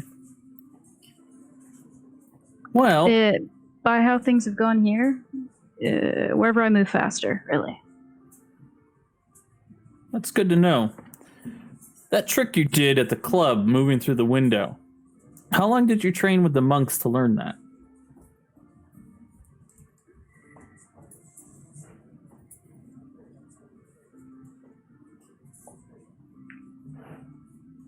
Okay, yeah, no, I'm not good at hiding. No, I have no idea what you're talking about, man. What do you mean? Interesting. That doesn't help. That particular trick is from a sect of monks that usually they're not inclined to share their knowledge, but it's said that it can be passed down through children. Well, I don't if you know know what nothing about that. Yeah, I don't know what you heard about me, but I'm pretty far from monk. As far as things go. I think I just figured it out myself. It's my own thing, I'd assume. Well, I wouldn't do that too much in the public. If the Shadar-kai heard that there's somebody wandering around like that, they might come and pay you a visit. Sometimes they're friendly. Sometimes they're not. Shadar-kai? Yes. They're a sect of monks that are responsible for watching over the wall and the god's sleeping place. They believe that they have the original manuscripts of the conversations with the gods. They've been growing quite recently. You've probably heard some of their preachers on the street recently with the cracks in the wall coming about, talking about the end of the world and things like that. Oh, I just don't tend to listen to that bullshit. I got stuff to do. That's where that skill seems to come from. It's a gift given by Hana for the followers of the Shadar-kai. Well, like you said, I guess you know more about me than I know about myself, dude. I do my research. Thanks. It's my job to read people. So, well, I look forward to your career and advancements with growing anticipation. Do the rest of your party know? Well, I suppose that's your business, isn't it? I'll speak more with you later. Good doing business with you. Doing business with you. If you need to get a hold of me, you can always reach out to Sherman. He takes care of the day-to-day. Oh, no, I thanks. Forgot to sorry, what? Hey, that's just the way it goes. I think I've had a conversation with them. I think you two are probably okay for the time being. I forgot to mention to your leader, Lady Magda, that favor that is owed me from the from your colonel, or captain rather, Captain Gleason. That's yours to use in the acquisition of the books. The favor is to make sure that certain patrols don't patrol in an area. So if you do decide to go with a slightly more underhanded method of acquiring the books, know that for one time you can clear up some obstacles. Cool. Just let Sherman know when and where, and he'll make it happen. Good to know. I just want to do an insight check for the conversation, specifically with, like, what I'm looking for is how much he believes Olivia to be, like, in it. Yes, actually, that's you make a good point. Give me a good old-fashioned deception roll first. Well, part of that is true. She is in it for. She is planning on overthrowing Terry, and she does want power, but she doesn't know how much she's going to want to work with the Rook or against him. Persuasion or deception, then. Whatever you feel is the proper. It was the whole "fuck the watch." I don't work for that whole thing. Okay. I'll be using my inspiration. Okay. I'm not there. Okay. Yeah, I know. This is gonna be bad. Okay. Holy shit. Of course. It doesn't change anything that he said to you or his. Okay. And then go ahead, and you wanted to see how well he believed you.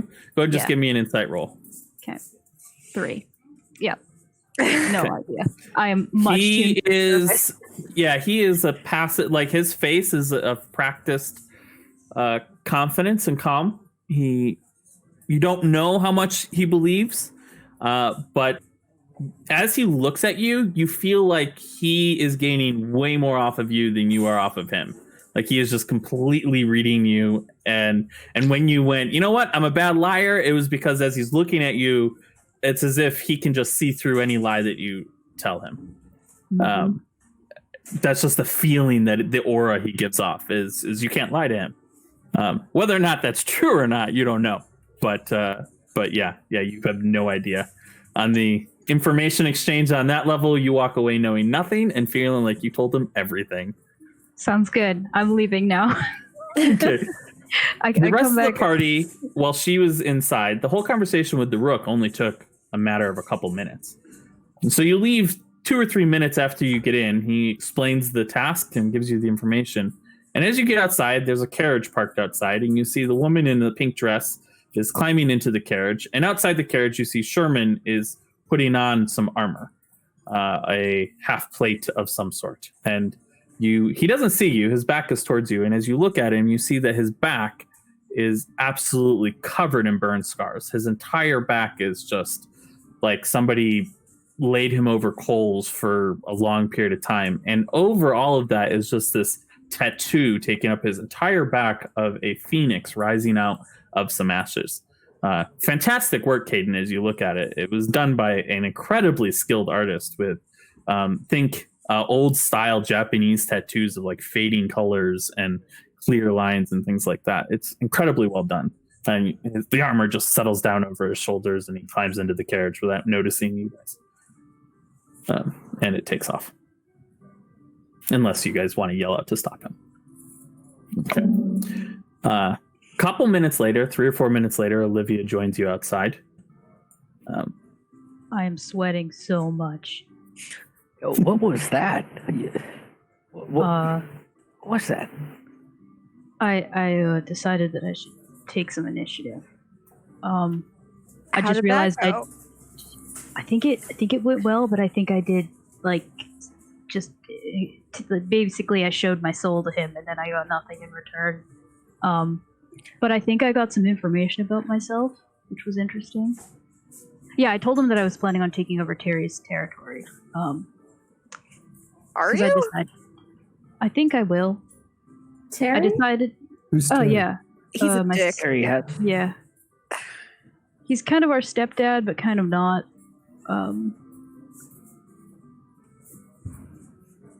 Yeah.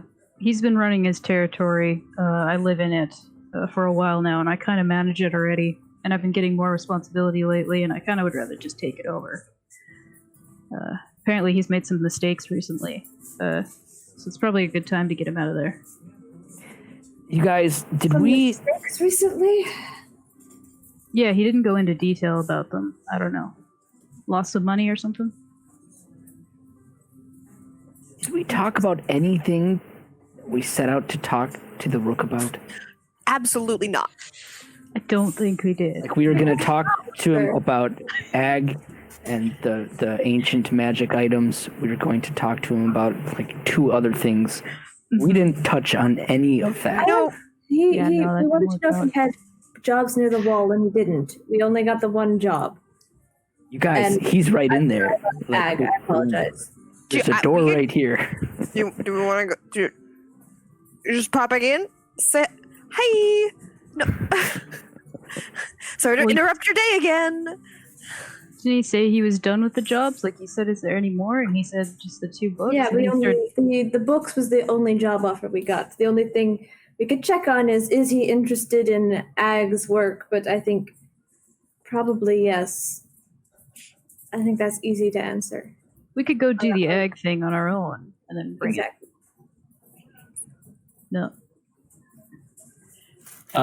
Between between Caden and Magda, you guys know that he probably already has information on what's going on at the wall. Like, he almost certainly is in the loop of what's going on.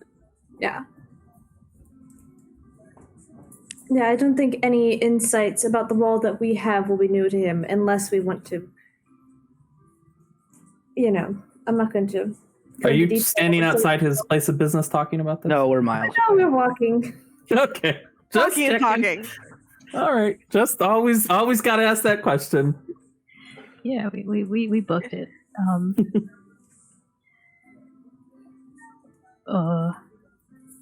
Well, I guess, yeah, we don't need to talk about it. I think the only issue that we have is if we bring K-pop back and he just gets, like, and he wants to take you to the wall. That would be... Let's not refer to him as K-pop, just as a general note. K-Dog. Or here's the voice on the wind. No. Killer. He's not a killer. Agree to disagree. Okay. We bring him back. We get him to the wall. We tell Sherman. Sherman deals with him. Hopefully, we don't see Kieran again and we do this job for the Rook, I guess? Yeah, everything's working out. Do we want to do this job for the Rook? Speak to Sherman. Yeah. The job for the Rook sounds fun, but it seems like there's more important things going on right now. I think it's worthwhile, if nothing else, to remain on the Rook's good side. Do we know anything about this family? The Hursts. Yeah. That is a really good question, and one that we will answer after the break. Alrighty. All right. By the way, if the tech is working, we do have, it is, we have art feature over break, so hang out and watch that, and also some really cool music that Jackie composed. So hang out for that. And a brief reminder to, if you want to propose inspiration for one of these fine players, or unfortunately we couldn't get me on the list, is what Scott said. I don't know if I believe him or not. You have enough saved up. Yeah. Yes. That'll take place at the very end of the stream. We'll see you in 10 minutes.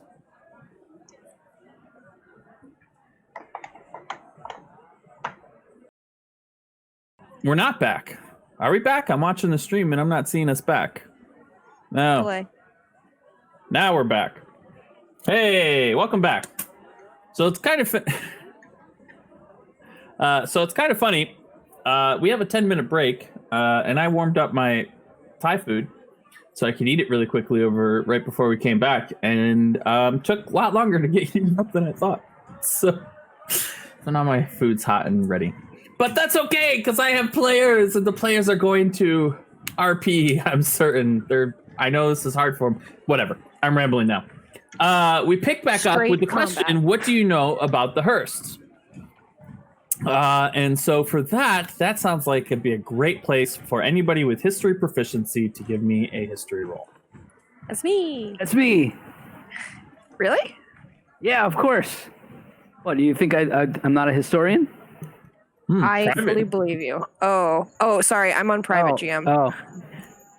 Do you want me to roll re-roll publicly? that then, right? Do you want me to roll publicly? Your boss. No, it doesn't matter. Look at Magda's roll. Magda knows everything. That's probably more accurate, though. Yeah, sorry. Next time I start a game, the stats are going to be here's what everyone else are going to do for stats, and then Ian, here's your stat picking rules. To be fair, that's a natural 20. That doesn't really matter. Yeah, true. Well, okay, so the Hearsts. Let's see. I have to pull up my notes on the Hearsts, which I should have already done, but I was making food. Rosebud. Stop it. So you don't know much about William Hearst. He was in the entertainment newspaper kind of industry, and prior to that, his family, the Hearst name wasn't always that way. Originally, they were miners, but there was another family, the Stonecutters, who were, just way better off. So they sort of diversified and became other things. And then the Stonecutters sort of fell out of vogue some couple hundred, years ago. And the Hearst came into, and in doing so, the Hearst family, though they had diversified, so this isn't William Hearst, this is William Hearst's grandfather, or great-great-great-grandfather. The Hearsts got back into stonecutting and things like that, and were able to that's where they made their fortune. And that fortune trickled down to the ancestry and eventually landed in the hands of William Hearst.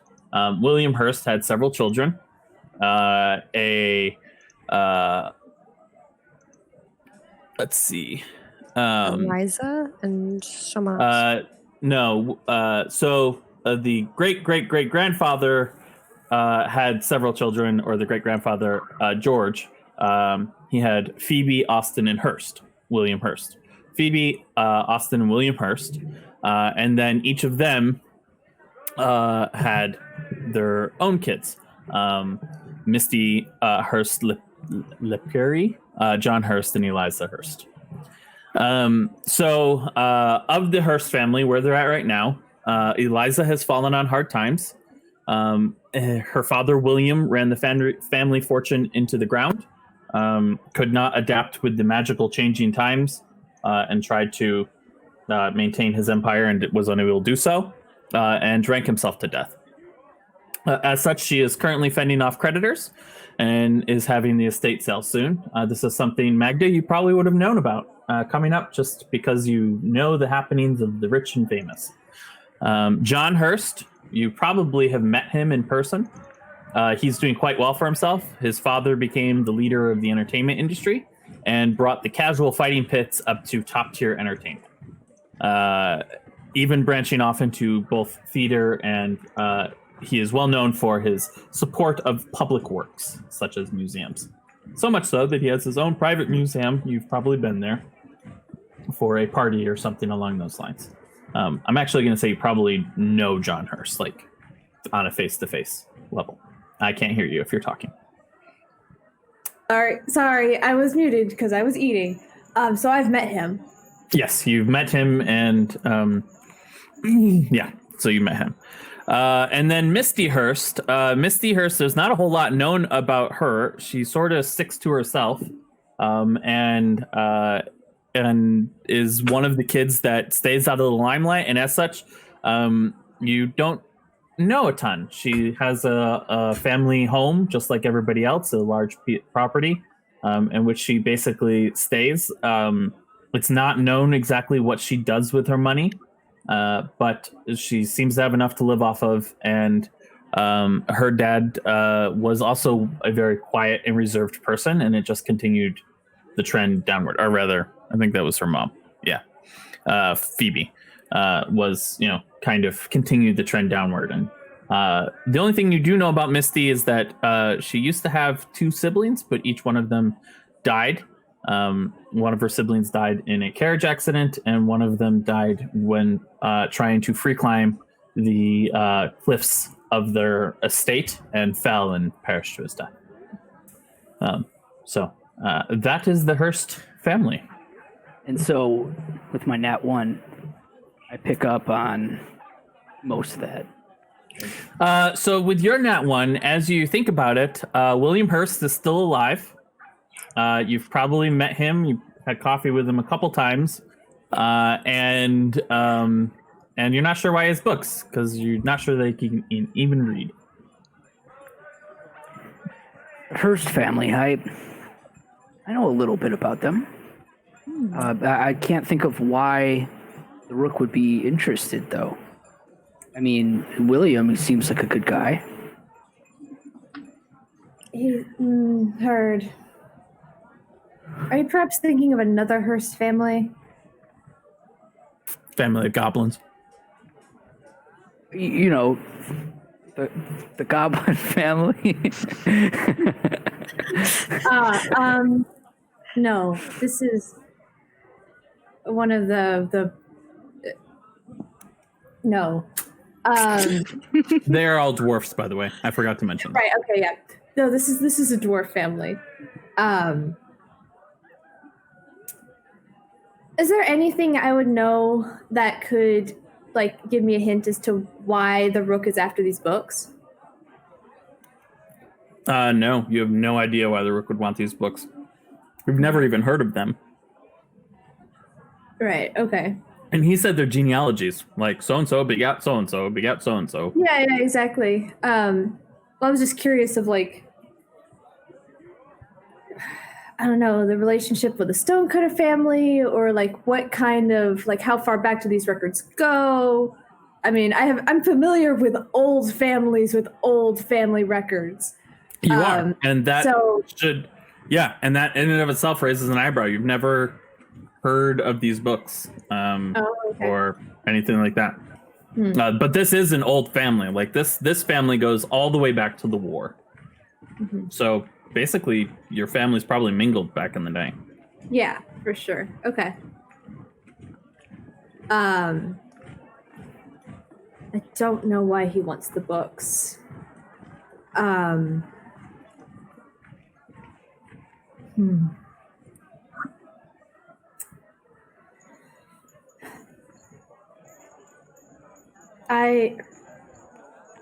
think it is wise to go on this mission, but I think we will want to do our own research, figure out what he's getting from these books at the same time. I could go for a library trip. Could you? I'm not sure this information will be found in the library. I still read, Clara. Sorry, that was rude. Just, yeah, sorry. You're sorry. Oh, you did. Good.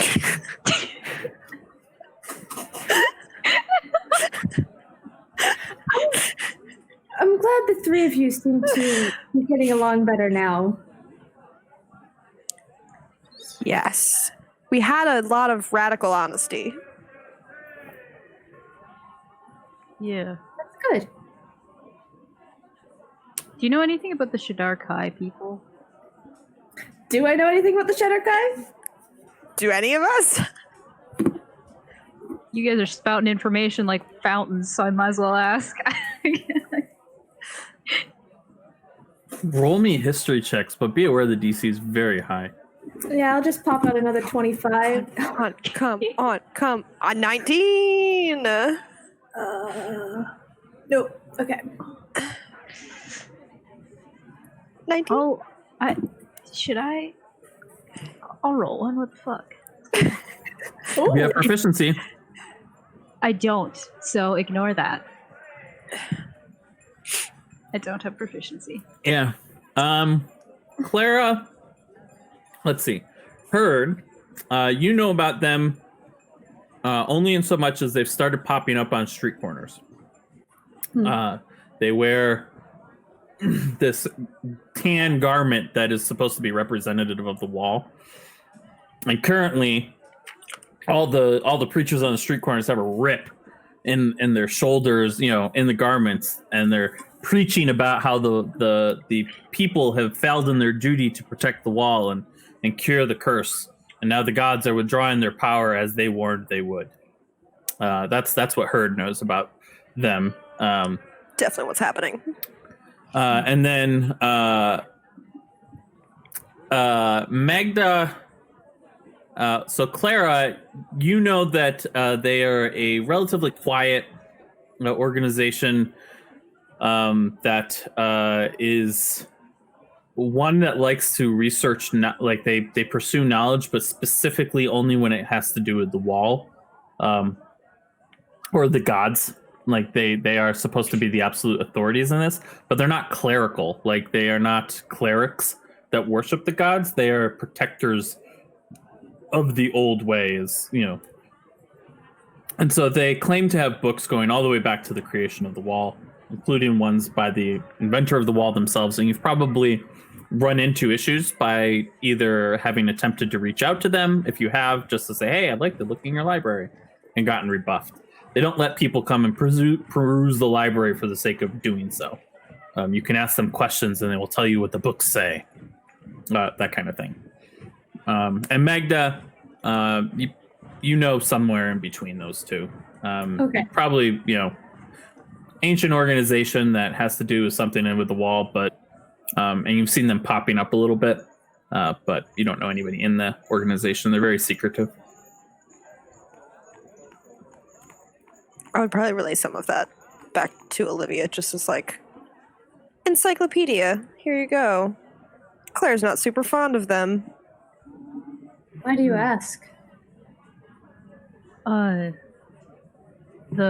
Rook said that, that thing that I do sometimes with my shadow where I can, bounce around?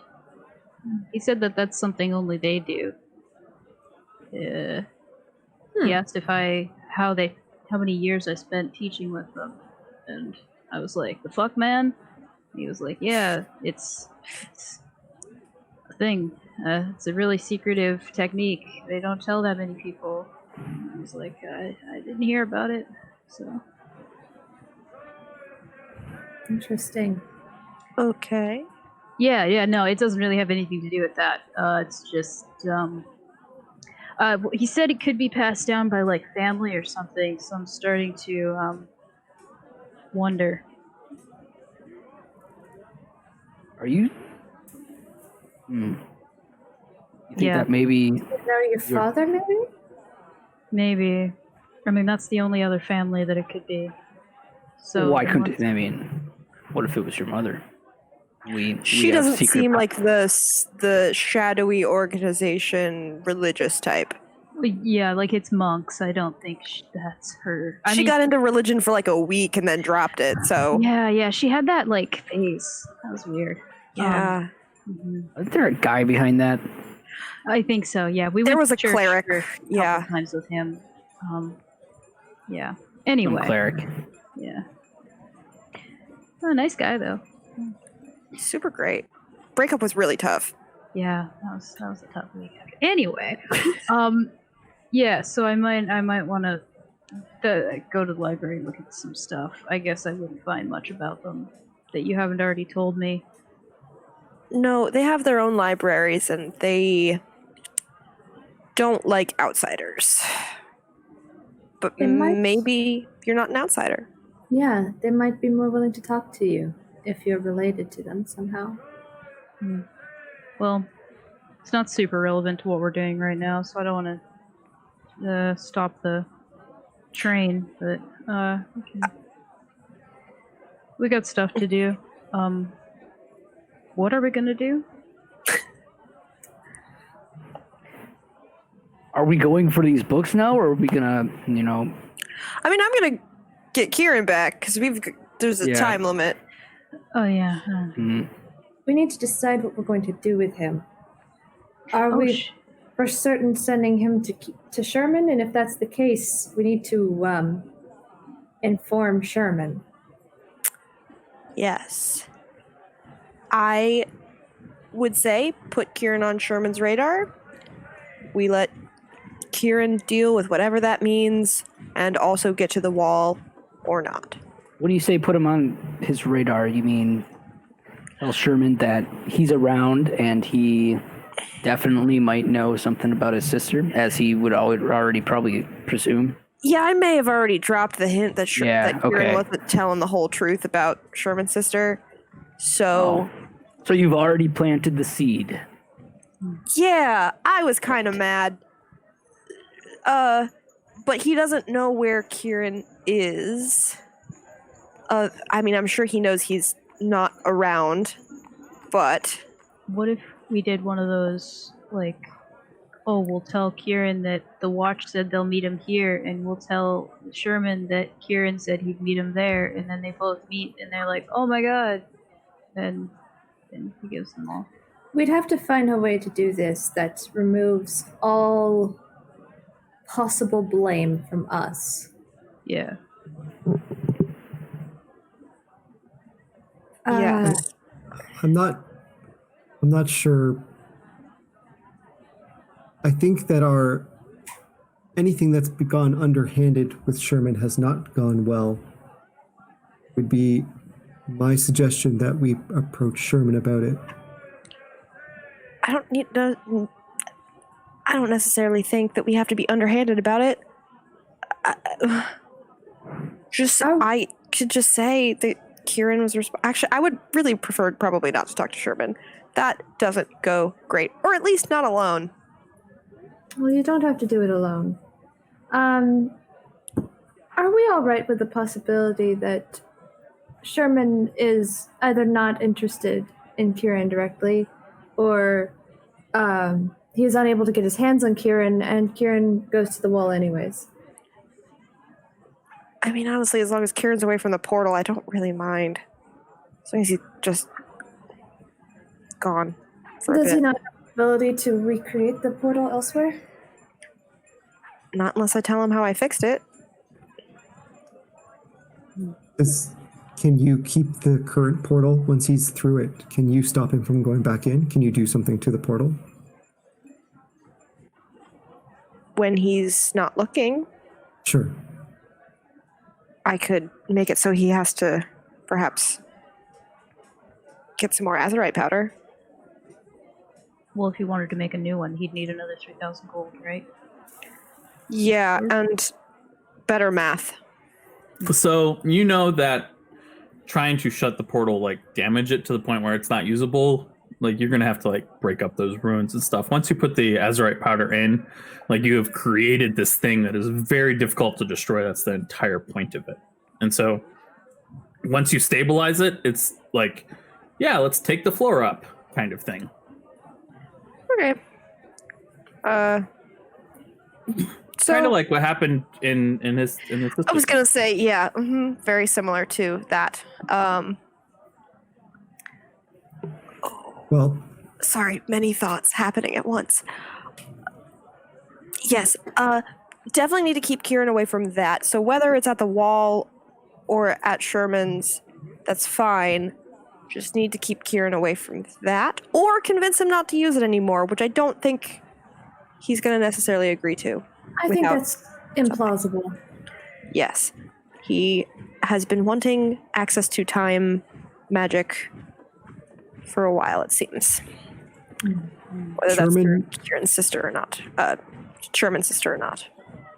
Sherman certainly hasn't done things without...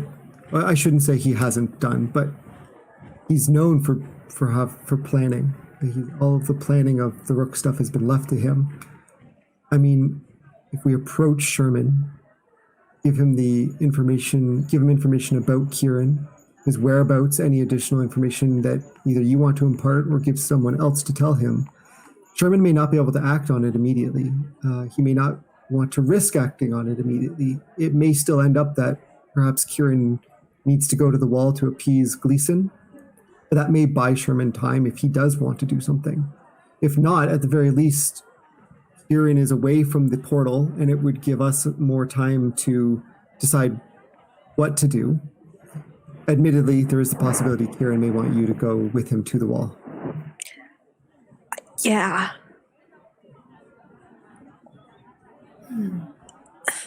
Is there someone who Kieran knows would, if that person told you something to do something, Kieran would know that that takes authority over something he would say, or does he have grand authority over everything you do? I mean,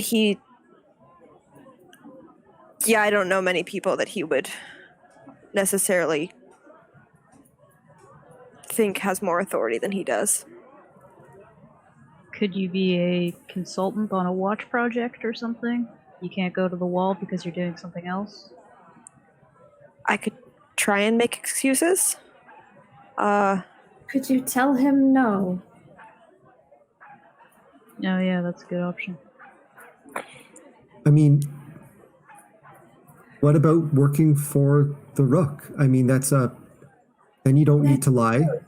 And he's an advisor. It's certainly nothing.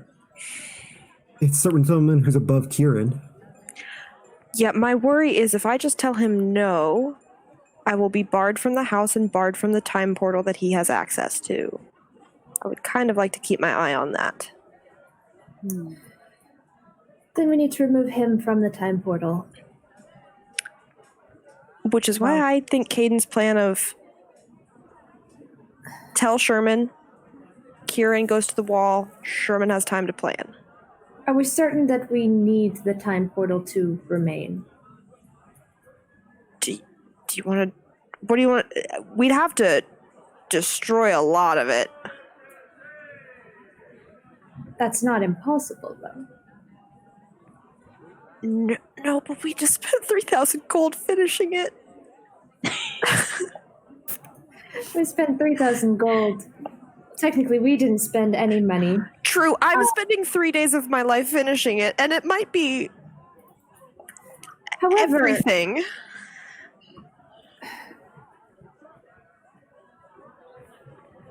Didn't we say... It does also cause the cracks in the wall. For now. For now.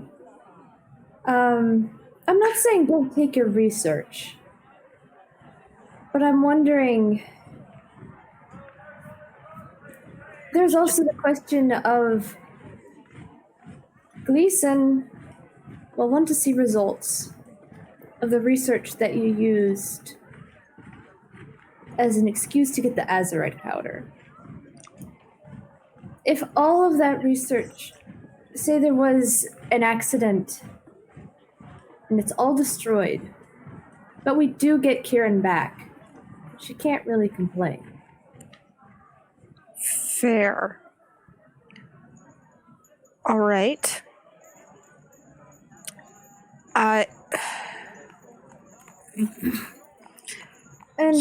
yeah. It's not an option we have to take, but if we create a magical accident or the remnants of one, it's an easy way to get rid of Kieran.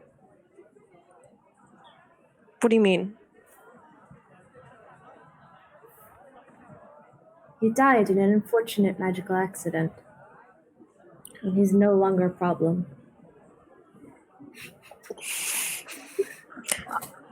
I'm sorry, I think I just had a stroke. What?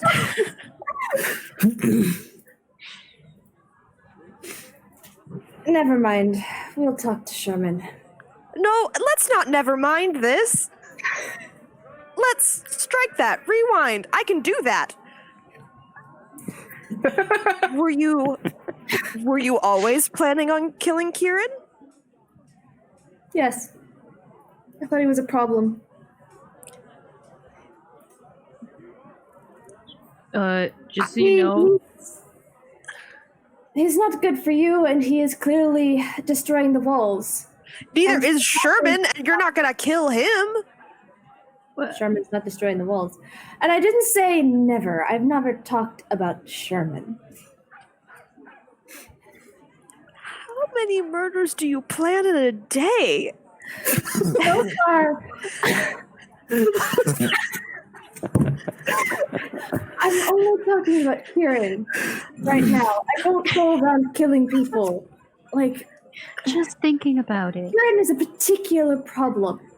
We have an opportunity to rid the world of a man who is destroying the very safety foundations of this nation. And do it without incurring the wrath of the Watch, or for, tampering with magic that you were not supposed to be tampering with, and to ensure that no one else is going to tamper with it, aside from you. What would we do? So, never mind. And you trust me to tamper with it, but you don't trust Kieran. I think you're very clever and very wise. I don't know how to respond to compliments, so I'm not going to. I think you have the ability to use it judiciously, and you are aware of the dangers it has, as well as the possibility of adjusting it so it doesn't cause that anymore. I don't think Kieran does. I don't know that Kieran is totally aware of the problems he's causing. I What if you told him? that was part of what I was going to talk to. I'm assuming that I'm going to have to talk to him. What are you gonna do? Just jump him? No, I meant.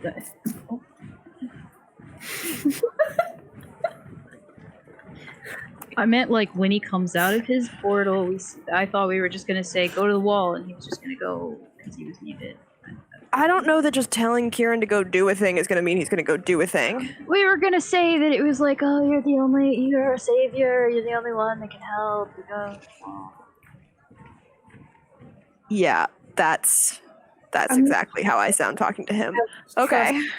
With the magic he has either. Yeah, I mean, look, I don't want Kieran dead. As awful as you might think he is, I don't think that deserves death without a chance for him to stop destroying the world. That I saying this now, I understand the impetus to kill him, but how about no? What if we were to just tell him, you going back in time is making the cracks in the wall. Stop going back in time. Do you really think that will stop him? Well, I think his reaction with the sword pointed to his throat. Oh, maybe not. Yeah. He spent the last, what was 13 years to him, in a place of very dangerous high-level magics, but I'm sure he's also learned a bit. He is a smart person. Like, I didn't pick him because he's dumb. How many choices did you have? We're not going to delve into that right now. Okay. So, I would prefer not to kill him on sight. Can that be agreed to at least? Okay. We do need to come up with a plan that allows us to, what's the alternative, right? So let's say we explain to him, you're the one that caused the wall to crack. It's breaking. The curse is coming. You're destroying the world. And he's like, whatevs. Then is it okay to kill him? Why don't we just give him to Gleason then? I'm not sure that Gleason is to be trusted with that kind of magic. I'm not sure the Watch is to be trusted with that kind of magic. I mean, we could give him to the Bureau. What if he throws you under the bus? Under the tram? He would have to, now. To be fair, any public statement he has made about my abilities would not match up with him saying it was all my fault. And if we took what's left of my journals, there wouldn't be a whole lot of evidence to that contrary. So... Have we found any leads as to where your journals went yet? No. Have you figured out how to do the locate thing spell? No. Oh. Can you buy it? Yes. Huh? We have money now. True. That's other problem. Secondary problem. I will figure out where that journal went off to because I don't want anyone else being able to recreate this. So I get Kieran back. We don't kill him. We don't kill him. Okay. And Can he initiate the portal to go back into time without your assistance? if I finish that portal, then probably. Yeah, what if he just yeets out of here? right after we... I realized Thing not to. That's the problem, right? Is that if he comes back and decides, and we explain to him, you're needed at the wall. It's imperative that you go there because Gleason will come here to get you if you don't. You have to be there in, 4 days now? And, he decides to take a night's rest and then jump back into the portal. He has decades, if he wishes, before he has to come back and be at the wall to meet Gleason. I mean, we don't have to give him a night's rest. Also, Kieran is incredibly interested in the curse. If we tell him that the curse is showing up at the wall, he may be more interested in going. Is there anything you can do? Clara, you've been intricately working with the sigils for this portal. Is there anything you can do to, I don't know, only leave what's the word I'm looking for? Like a loose stone or something that could essentially sabotage it the moment he's back. Some way to complete it so that it disrupts itself or that you can disrupt it. Not without risking it blowing up in our faces. And then we actually have a magical experiment in which we all die. Side note, the DM knows what that role would be. Yeah, I would. I don't even think we have enough azurite powder to do that. Then it would be my recommendation, if we can't control Kieran when he returns, and we can't guarantee what he's going to do, and we can't guarantee his motivations when he returns, especially after being gone so long. Olivia, You want me to cast we friend? use I think we will need to have a discussion about your use of friends. yeah. Sorry, that was We use- incorrect. We try to use your collar immediately. Yeah. It's the only. We don't kill him, but we need to make sure that he can't surprise us. Okay.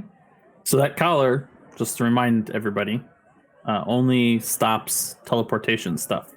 We need the handcuffs. So And the one with braces, which you do not carry with you everywhere. But she could get, right? I can get She them. could for- get it. She could get them, and they're a little bit more complicated to put on. But they're usually put on at the jail because they're holding somebody down and putting these on takes some work. But the collar prevents misty step, things like that. So, me and Herd stand together. Herd grabs him. I snap on the collar. We get him to the ground. Then I put on the manacles. Then we're good. We've been training together. We got some moves. I don't want to know why you're training to take someone down and subdue them like this. Okay. This comes in handy in a lot of situations. Okay.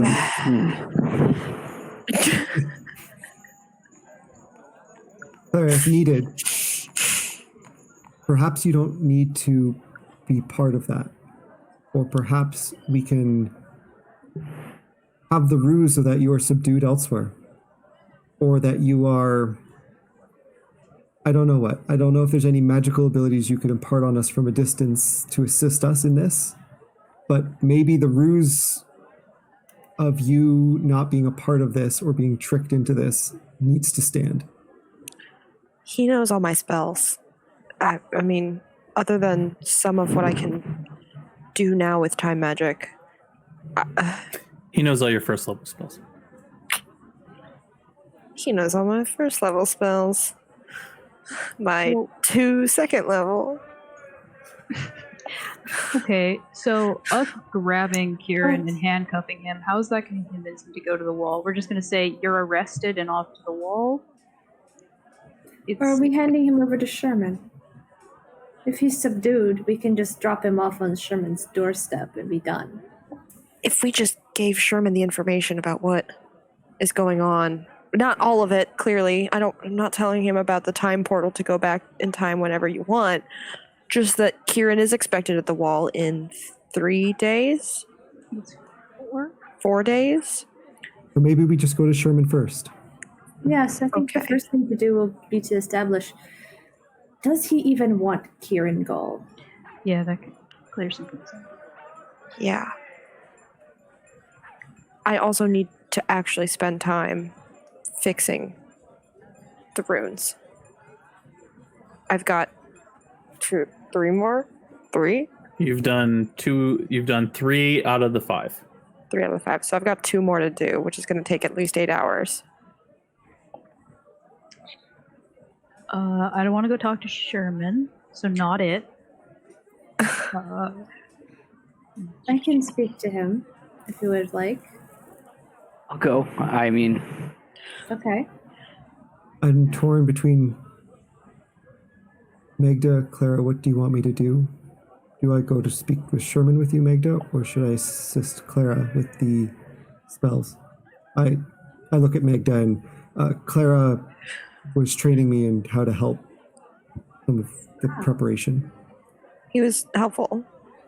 what do you want to do, Caden? Would his presence be useful? Would it make it a shorter, easier time for you? What do you want?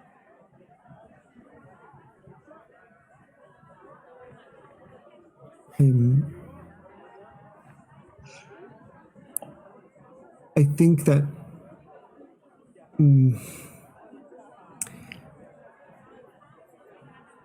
I'll go with Magda then. Okay.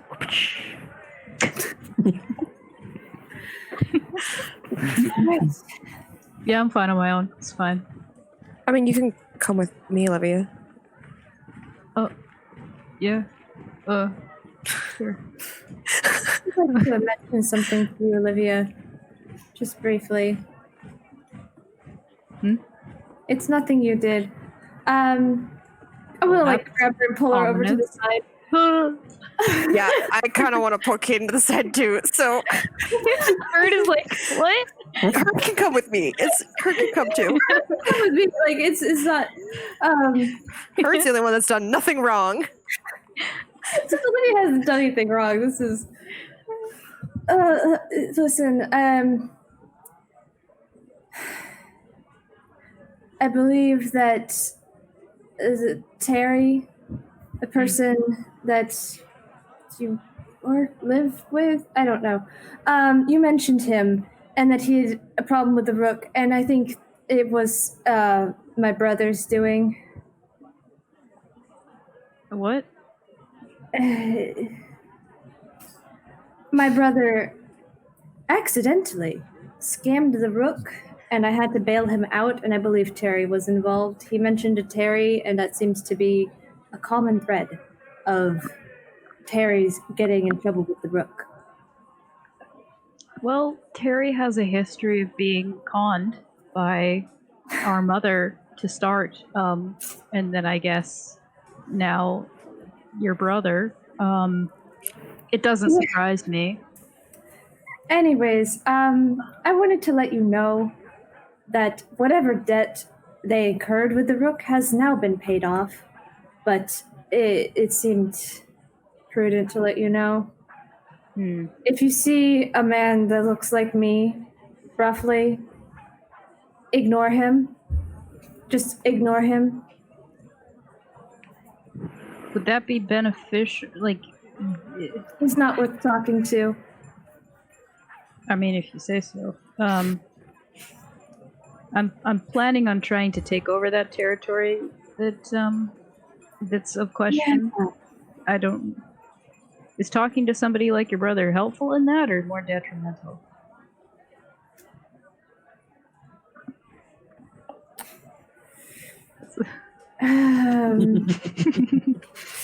It's a very pregnant pause.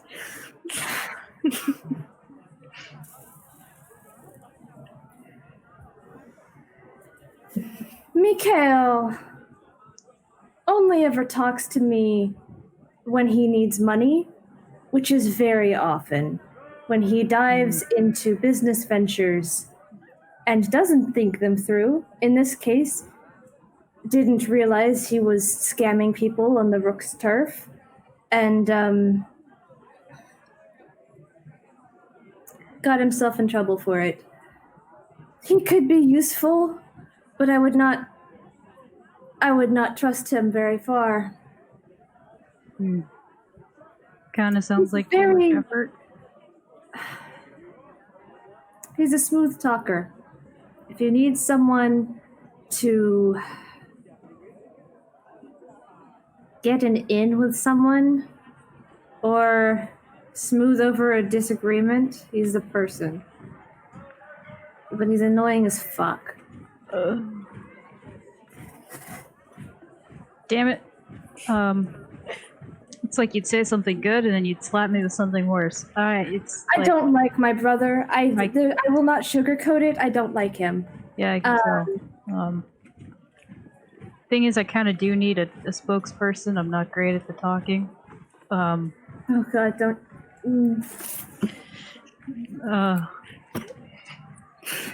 not going to tell you how to decide to do your things. All right. Well, I mean, if I guess he will come to me for advice if he ever starts a new business venture. So maybe that will amount to something. What do you mean? Like, are you into it too, or? No, I just mean that every time he goes into a business venture, it fails and he has to ask me for money. So he hasn't had me on his team before, though. He has not. Yeah. All right. Good to know. Thanks, Magda. I'll go talk to him. Okay. Olivia, camera pants over to Hayden and Clara. Herd can be part of this. She's gonna And have Herd. some words. As Olivia and Magda walk off, Claire's gonna turn to Herd and Caden, say, "When were you going to tell me that you were gonna kill him? Or were you going to tell me at all?" Well, we were gonna let Meg do the talking. She was gonna tell you, and she did. So she did. But we're not gonna kill him. We're not. We decided we weren't. So I mean, the water under the bridge. To be fair, it seemed like Caden did most of that talking you out of it. It may seem that way, but Oh no, I heard. She looks at Caden and says, "I heard." what do you mean? As much as we've had some honesty, some other members hadn't had those. I thought it prudent to listen in. Hey, the moment I decided that I wasn't going to have any part with killing him, and that I don't think it was a good idea to kill him unless we had you on our side, was when you were working on your spells, your rituals, and you gave me a nasty stare. And that stare indicated to me that whatever this is that we had would be over. And that was a lot of subliminal stuff when I didn't know you were going to kill him. I'm sure. And I'm very happy that you have come to the decision to My not point kill. is that it wasn't Caden's, Caden, what do you have to say about this? Like, Caden was not the one who convinced me. Caden hasn't taken his eyes off of Clara this whole time she was talking and Herd was talking, and he goes, "You listened in and heard the conversation?" She snaps her fingers and is holding Kafka. Tiny little bunny. Very impressed. I can learn a trick or two. Huh. So, I won't say everything that I heard, but it's also nice to know that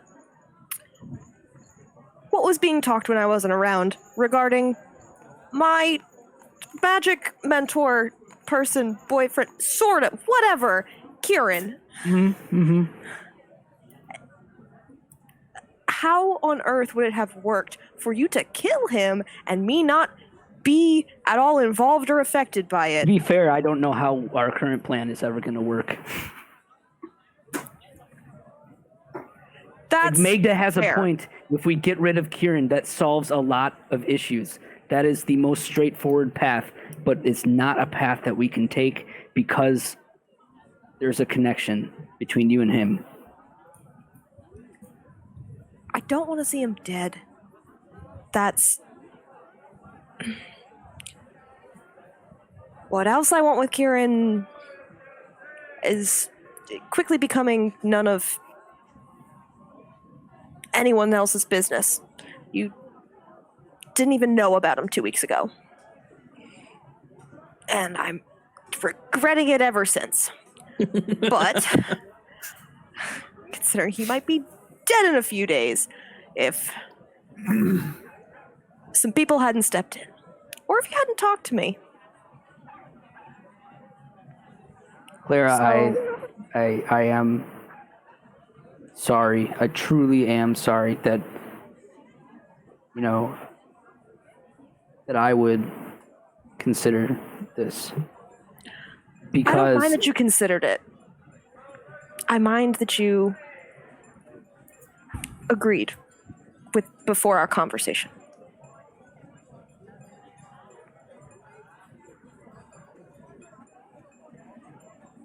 and I'm sorry.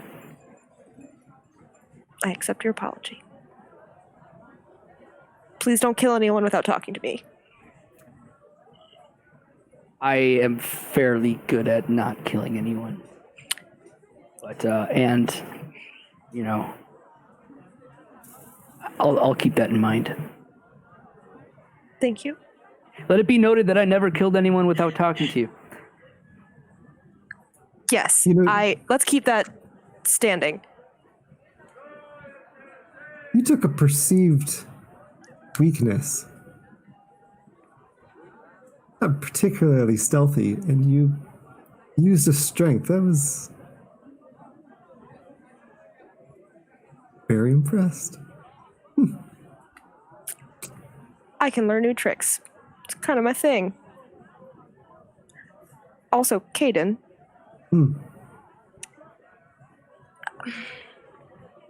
Just, that question you asked me.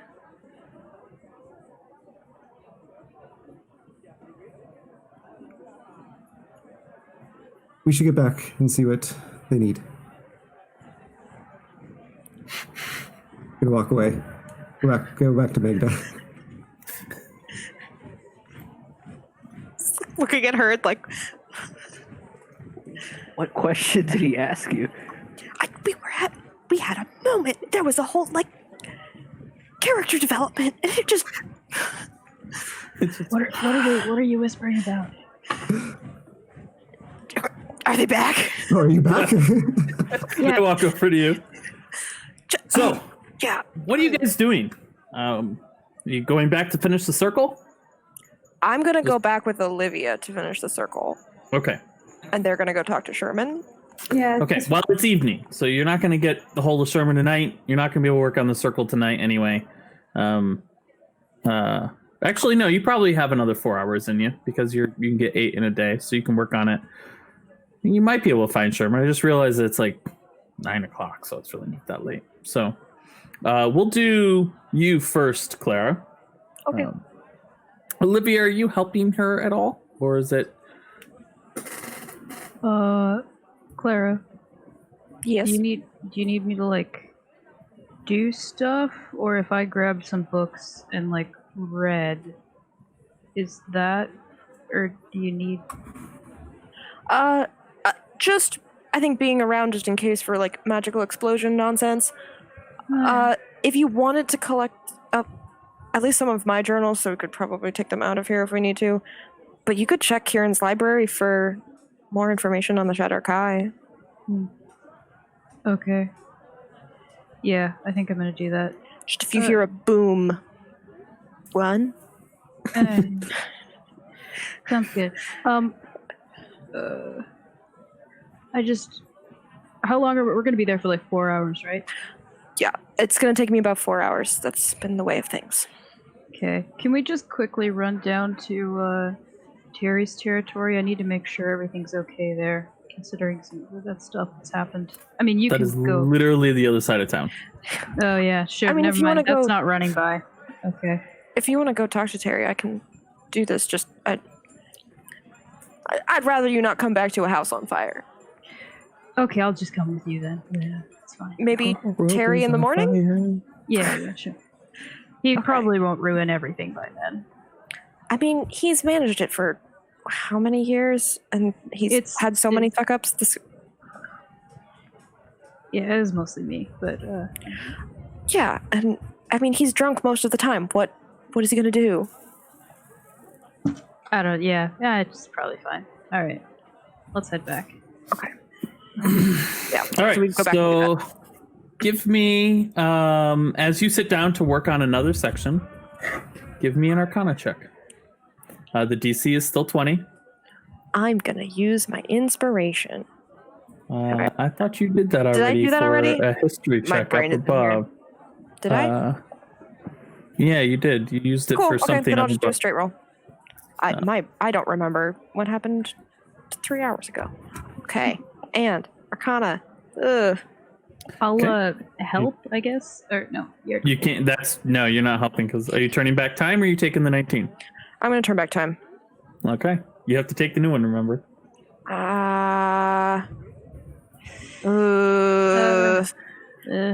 What are you doing? What are you doing? I am Time is going. moving on. I know. I can help you later if it turned out that this one didn't go as well. Yeah, I'm gonna do it again and see if Olivia notices. Like, I'm gonna turn to her and do it, and be Okay. like, ugh! And so Uh, I'll do a chronal shift and do it again.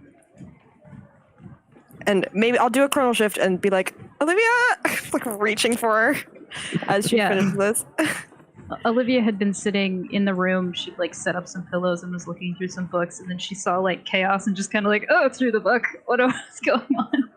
Go ahead and do your chrono shift. I rolled it, so I'll roll. You rolled the Arcana ability. again. You just got to roll the Arcana again. Yeah. Yeah. 25.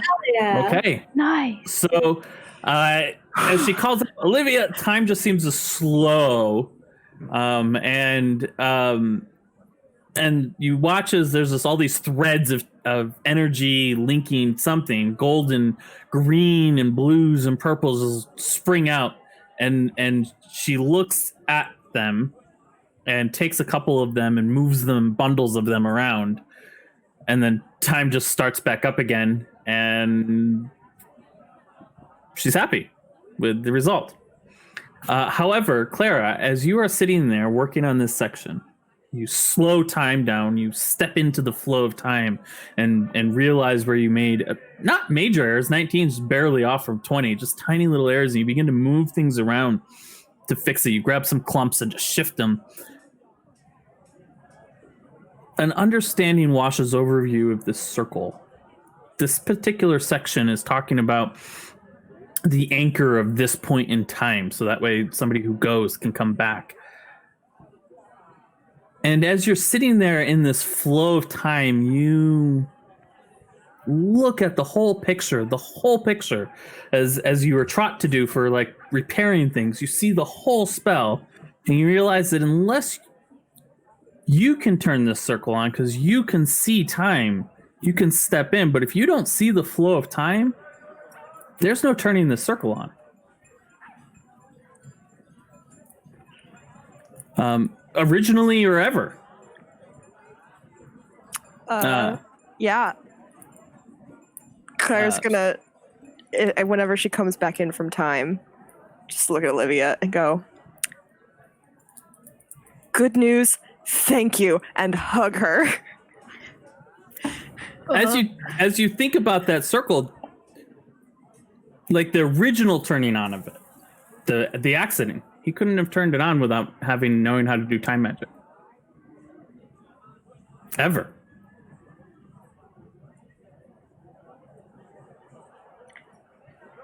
Only a time wizard could turn this circle on. I have thoughts and feelings, but she's still yes, thinking that, but she's just so happy that it worked and that she now has some information that gives her the upper hand. Definitely just thank you, hug.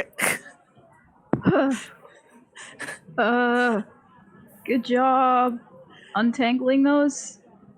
Yes, and she steps back. Thank you. That was informative and useful. Let me fill you in. And do you always see all those lines? That's a lot of strings. I've never been good at that. You're always better at that when we were sewing. You can see those? Well, yeah. I mean, they happen every time you do the thing. I wouldn't. Most people don't notice when I do it. Didn't everyone else? I don't think so. I don't even know if Herd notices. Really? He's never said. It's just so bright and like. Think. Weird. We should do a little bit of research on this. Yeah, you were gonna explain. Explain. So, I don't think we have to worry about Kieran turning on this portal anymore. No? I don't think he turned it on. Did you? I think I would have remembered if I turned on the portal. Well, I don't know. I wasn't there. I mean... Oh, so many horrible thoughts. Calm down. Sit. Multiple bad down scenarios. To the pillows that I had on the ground with the books. Multiple bad scenarios. One, he technically had my DNA, whatever. Also, Gleason may have mentioned that a time wizard recently died. What? So, there's multiple bad things that could have happened, but Kieran didn't do the time portal stuff, which means he can't do it without me. Or another time wizard. I'm not going to say I told you so, but... Okay. You know what? In this instance, you can say it. I told you he was a killer. I told you, man. Okay, not about the killing. We don't know if he killed him, but... okay, fine. Bad things. Bad things. Yeah. Okay. This is interesting. So, you think he used either this dead person or the DNA to open it up? Unless he somehow managed to get himself some time magic in between my time in the watch and him turning this thing on. Do people usually get secondary majors in your stuff, or is that just kind of a one-track thing? generally have a specialty. Okay. I don't know. I didn't get that far. All right. Unless he's a secret time wizard. Yeah, no, I don't think so. So maybe those toothbrushes. Maybe we should grab the rest of those. Yeah, also we should just have, I feel like he doesn't get to have those. No, I think that should be confiscated. Yeah. No trophies. I already have mine. I took it. It felt weird. You did? Okay. That's probably... don't use it. No, I wasn't going to use it. I don't know. I mean, they're kind of expensive, so maybe you just maybe not. Well, let's just take them and we'll put them away and we'll just... Okay. Yeah. Just gonna go do that. All right. Moving over to the other group. You head over to the Two-Tailed Inn. But I thought we couldn't do it tonight. We weren't going to be able to get a hold of Sherman. I just realized it's a lot earlier than I thought it was. Oh, okay. All right. Yeah. Tracking time, the thing I'm really good at. You head over to the Two-Tailed Inn, and you walk in, and Sherman is sitting there, no longer wearing his armor, reading a book. And he sort of looks up when you all walk in. His eyes scan over you, and then sort of linger on the door for about half a second, a little bit longer, and then sort of flick over you guys again, and he turns back to his book. Hello, Sherman. Oh, you're here for me. Yep. Magda? He sets the book aside, takes his glasses, and puts it in a buttonhole. Any chance for a private conversation? Oh, private. Just us four. Sure, one moment. And he goes over and says something to the barkeep, and then he sort of gestures you guys to follow him back into a back room. Once you get inside the room, he shuts the door, and you no longer can hear the very active bar out front. It just silence. We have something of a proposition and something of just some information that I think you might appreciate. He sits and leans on the desk, not sitting at the desk, but sort of putting his butt on the top of the desk and folds his arm. I've heard that you may have an interest in one Kieran Gall, in having his assistance with something. He rendered assistance to me a while back. Yes, and he...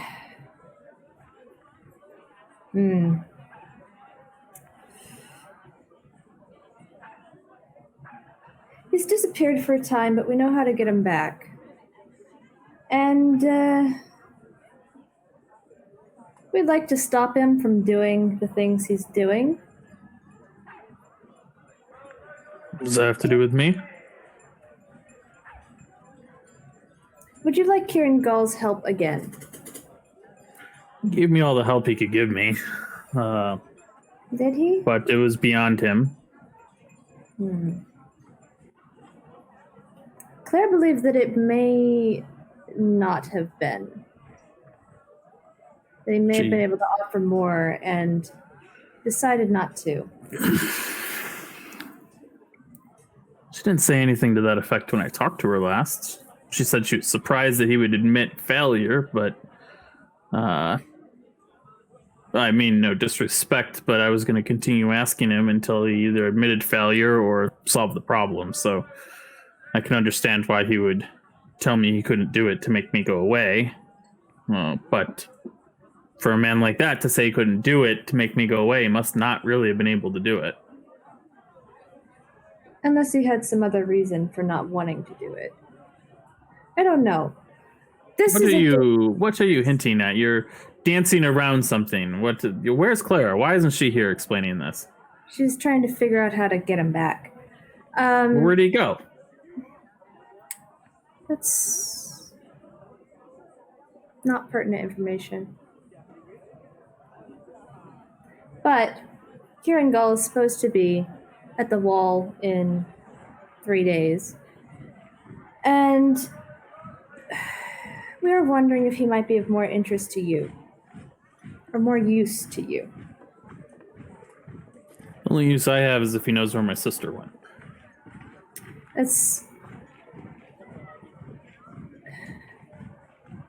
We don't know his exact abilities, but I think there's a decent chance that he knows more than he has told you. And this could be a good opportunity for you to force that truth out of him. I'm not gonna. What do you mean force the truth out of me? You think I'm gonna beat him up or something like that? I don't beat up a wizard of his level without having repercussions. What if his I thought abilities you were cleverer were of no than that. consequence? Say that again? What if his abilities were of no consequence? Well, then he doesn't have any answers for me then, does he? Not his...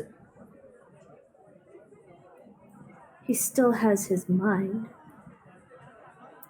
He just doesn't have... What makes you think he knows something he hasn't told me already? What makes you think I haven't already applied sufficient pressure to him in the past? Has he learned something new? Where's Clara? She's the one who understands all of this. Why are you guys the one here talking to me? Because she wanted us to be the ones to talk to you. Really?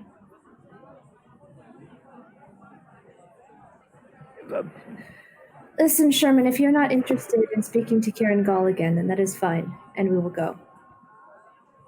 He has made some breakthroughs in his research. It's got him in a mess, which Clara is fixing. He may be able to provide new insight. He has to be at the wall in 3 days? Yep. Thank you. Do you want more? We can give you exactly where he's going to be at specific times.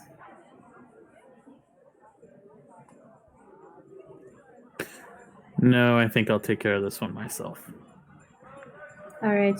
I don't want to step on the rook's toes. I will say he will not be available anywhere for at least another day. And then he'll be present. One more day. Yes. Very well. Thank you for that information. You're welcome. I hope that this is useful to you. And if you need more information about his whereabouts, we will tell you what we can. Thank you. I'm gonna go. As you reach the door, you go, did Claire tell you why she doesn't want to come talk to me? No. I don't think it's like that. If you want... Hayden looks at Magda and says, I could probably answer this. Sorry, what did you say? Sorry, Caden looks at Magda and says, I could probably answer that. Sure. Sherman, there's a good chance that Kieran is a threat to Clara. We certainly think he is. Really? It's a complicated situation for her. So we've offered to come here. Right. I did tell her to figure that out before we talked again. That's fair. It's not just He's a threat to her? You are not the first person to take an interest in her magic and in much less benign ways than you have. Yes, I think... Would it be useful to her if I had a conversation with him regardless?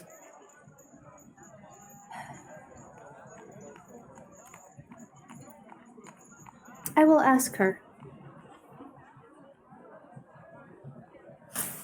Thank you. It's not a huge thing. It's just a small thing. It doesn't really matter. But I appreciate it nonetheless. I understand you need to hold a reputation, but you might consider holding back a little bit around people that you don't want to scare.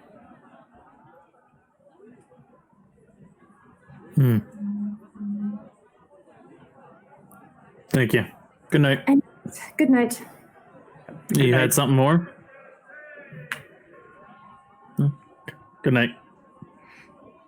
He goes behind the desks and sits down. And open the door and lead our way out. Yep.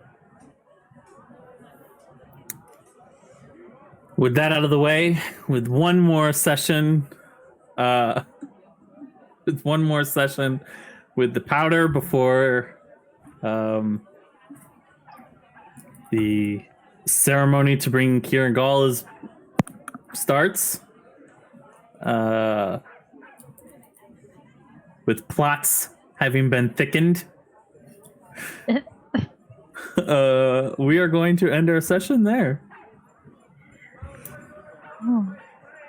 Oh man! All right. Well, Are we doing this inspiration thing? Yeah. Oh. So, yeah, hold on. I have to take a step back from that. That was intense roleplay from the DM side. It takes a little while for me to get into the moment. Yeah. So, normally what we do for inspiration is I always forget to give inspiration. Now, in the past, I'd always forgotten to give inspiration. But with this group, it's easy to remember to do it because of how great role players they are. But I give the giving of inspiration over to the players and let the players decide who should get inspiration.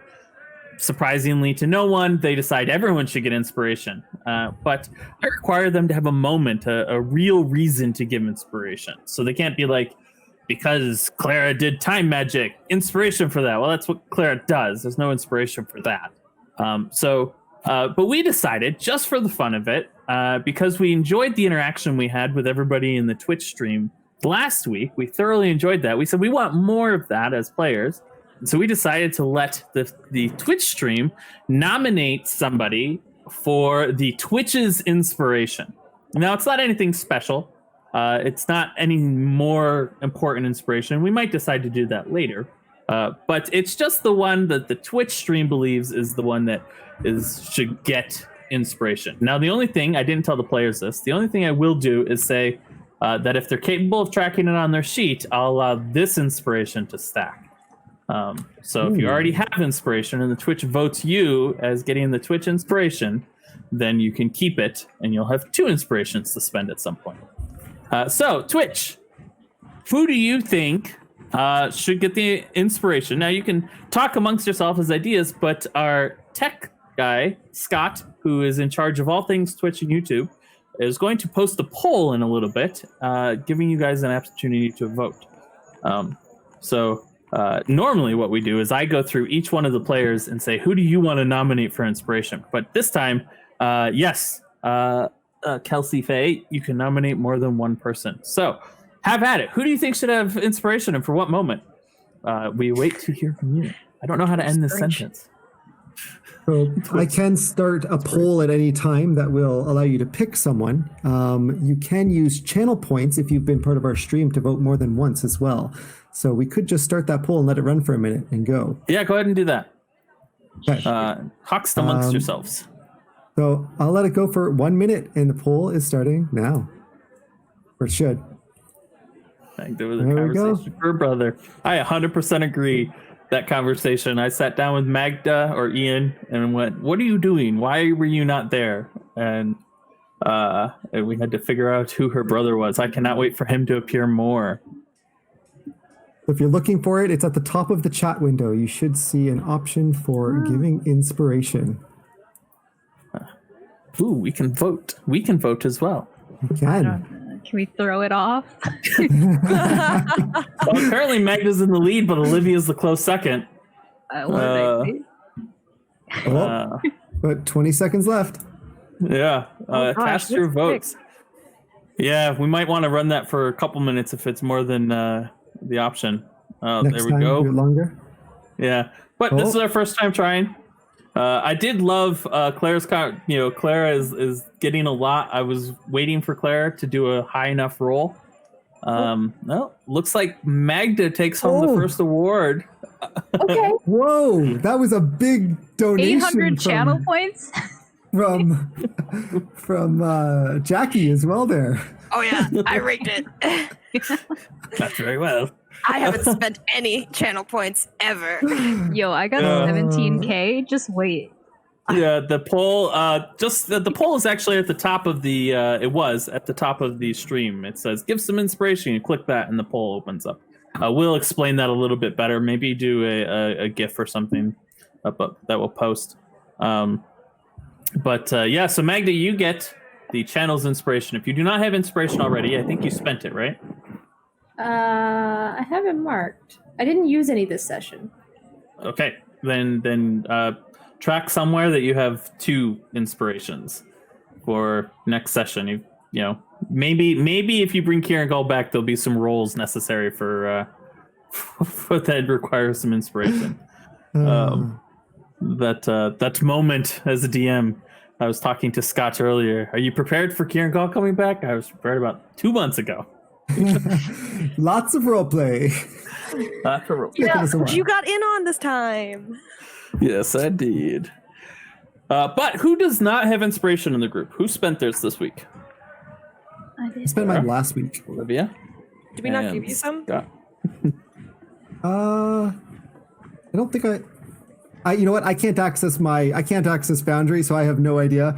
If Matt wants to check my sheet, I have had a night of tech stuff. So. I looked, said nope, you don't have any. I took it all off anyway. No, I rolled the inspiration to save your tech stuff. Yeah, and there's not on your sheet. So does any one of the players want to nominate, or even one of the people on Twitch want to nominate somebody for inspiration? I nominate Olivia for going and talking to the Rook about taking over Terry's stuff. Great. That came out of nowhere for us. That came out of nowhere for the DM too. That was great. It came into my brain like a train, and I was just, I have to say it. Like all these threads with Terry and Mikael is very so good. Thank you. That was really good. Inspiration to Olivia. Can I jump in and throw it to Caden for that interesting confrontation with Magda? Oh, I really enjoyed him talking back to her once for the first time. Yes. Yeah. Doesn't happen often, but thank you very much. but also that awesome avoiding all questions when Clara started asking you stuff. You're just like, oh yeah, good job with the familiar. Yeah, good job. Listening in. So proud of you. So proud of you. Yep. What about Clara for making her magical discoveries? Yes, that one has been sitting there. I had a number that had to be hit. And so you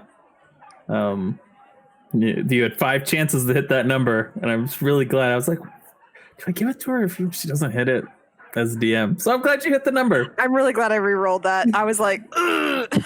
A 19. I was really surprised you were going to go for a reroll on the 19. I know. I thought about not, and then Olivia was going to help out, and I was like, I have to trust in sisterly bonding. Yeah.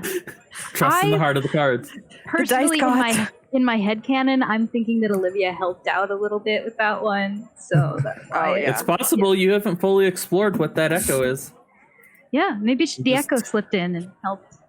Oh yeah, no one loved getting to discover. Yes, I used my channel points for my inspiration, but I would agree with chat that Scott gets all of the actual inspiration. Yes, for hosting. For everything. Yes. Chat said that Scott gets inspiration for hosting stream and still RPing and everything else, despite his computer crashing and having to deal with all the technical stuff. I agree. There's a small demerit on that, as I think that's his wife saying that. But I agree with that. Everybody agrees, though. Thanks, Ash. Ash is popcorn agreed. Ash is kind of the CEO around here, so yep. Clearly, just really, I had to I've only got I've only got one screen working right now. My other one is completely dead, but at least one computer's on. But that was what I was on at one point. Was on my phone trying to work with you guys. Well, luckily the streaming machine continued to work, so there was a lot going on. You said a while back. You said when you first started this, you told me, I think I'll have a second machine just in case something happens to my first one. CEO. Hi, CEO. That's right. Hello, wave. And hello. So, I would like to nominate Herd, though, for inspiration, because I actually really liked... I missed so much of tonight's stream. I have to go back and watch it. But every time I was here, I kept hearing Herd jump in, like with all kinds of different, like, motivating family kind of stuff. And then even his conversation with Clara, where she was accusing him of, hey, brother, we're going to kill my kind of... you must have stepped in at the right moments, man. Well, I kept hearing it, and I was just like, yeah, Herd. So... Even that moment where you're like, okay, say sorry. Oh, you already said sorry. Oh, okay. It was so good. It's like reflex. And Herd's confrontation was so good. You said you decided to kill? Yeah. When was that going to come up? Around. Bunny in the bushes. I'm struggling to remember exactly how this went. Did Caden actually convince me to... No. No. You're right. I was... Okay. Yeah, I think we both decided on, like, we were both like, maybe it's not the best thing because Clara said she'd never trust us again if we did it. And then we were like, that's not good. But you didn't tell her that. She had to overhear it in Magda and Caden's conversation. Okay. So Herd made the decision independently of Caden, and Caden convinced Olivia and backed up Herd's comment that if we did this, you'd lose her forever. And Herd went, yeah, I know that, which is why I don't want to do this. So I mean, I think they were both there in their heads, but I think Caden herded that into like, yeah, let's actually take that. Yeah. Let's actually take that action of, I don't know. That's what it felt like to me. Yeah, it was good. So much good role play. So much fun. This is great. It's very interesting to see these tiny little pieces and where they're going to go. I, as the DM, have zero idea what's going to happen next week with this group. Are they bringing Kieran Gall back? Are they doing something else? We're just going to role play for another, 3 hours. Is Olivia going to go meet Mickey? Mikael? Yes. I want to call him Michael, but that's not right. Mikael. Yeah, give me a phonetic. Pronounce it fine on stream. Yeah. You managed to find every other time. I'm saying it wrong, so I get really like, that's the dyslexia. Mikiel. Thank you, the dice cult. That's actually how it's spelled.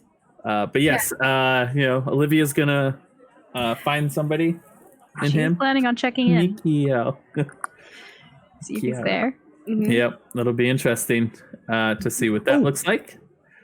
Twitter, yes. So naming episodes is not as easy as one might think. In fact, it's quite difficult. We rely on mostly Jackie and Ash to name our episodes. That's who's been named all the ones in the last couple of weeks. So we're going to pull that out and send it off to Twitter. If you have an episode name, a suggestion, tweet at us, _roll incorporated. At _roll incorporated. Unfortunately, we couldn't find have, like, a poll up in a couple days with some options. Yeah, we'll come up with some of our own. Anything we get, we'll add to the poll, and then the one that wins will be the episode title. So I don't have anything off the top of my head, so no idea what you're talking about, Matt. Yeah. Don't worry about it. So yes, tweet at us. Tell us episode title names. And I think that's where we're gonna finish off for tonight. Thank you all for playing. A lot of us had quite a rough week, and this is a good distraction.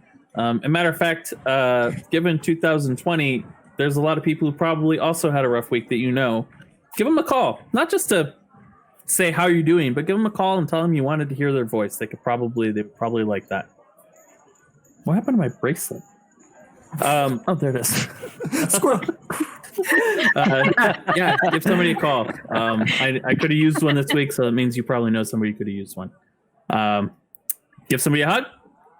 Thank you, and see you later.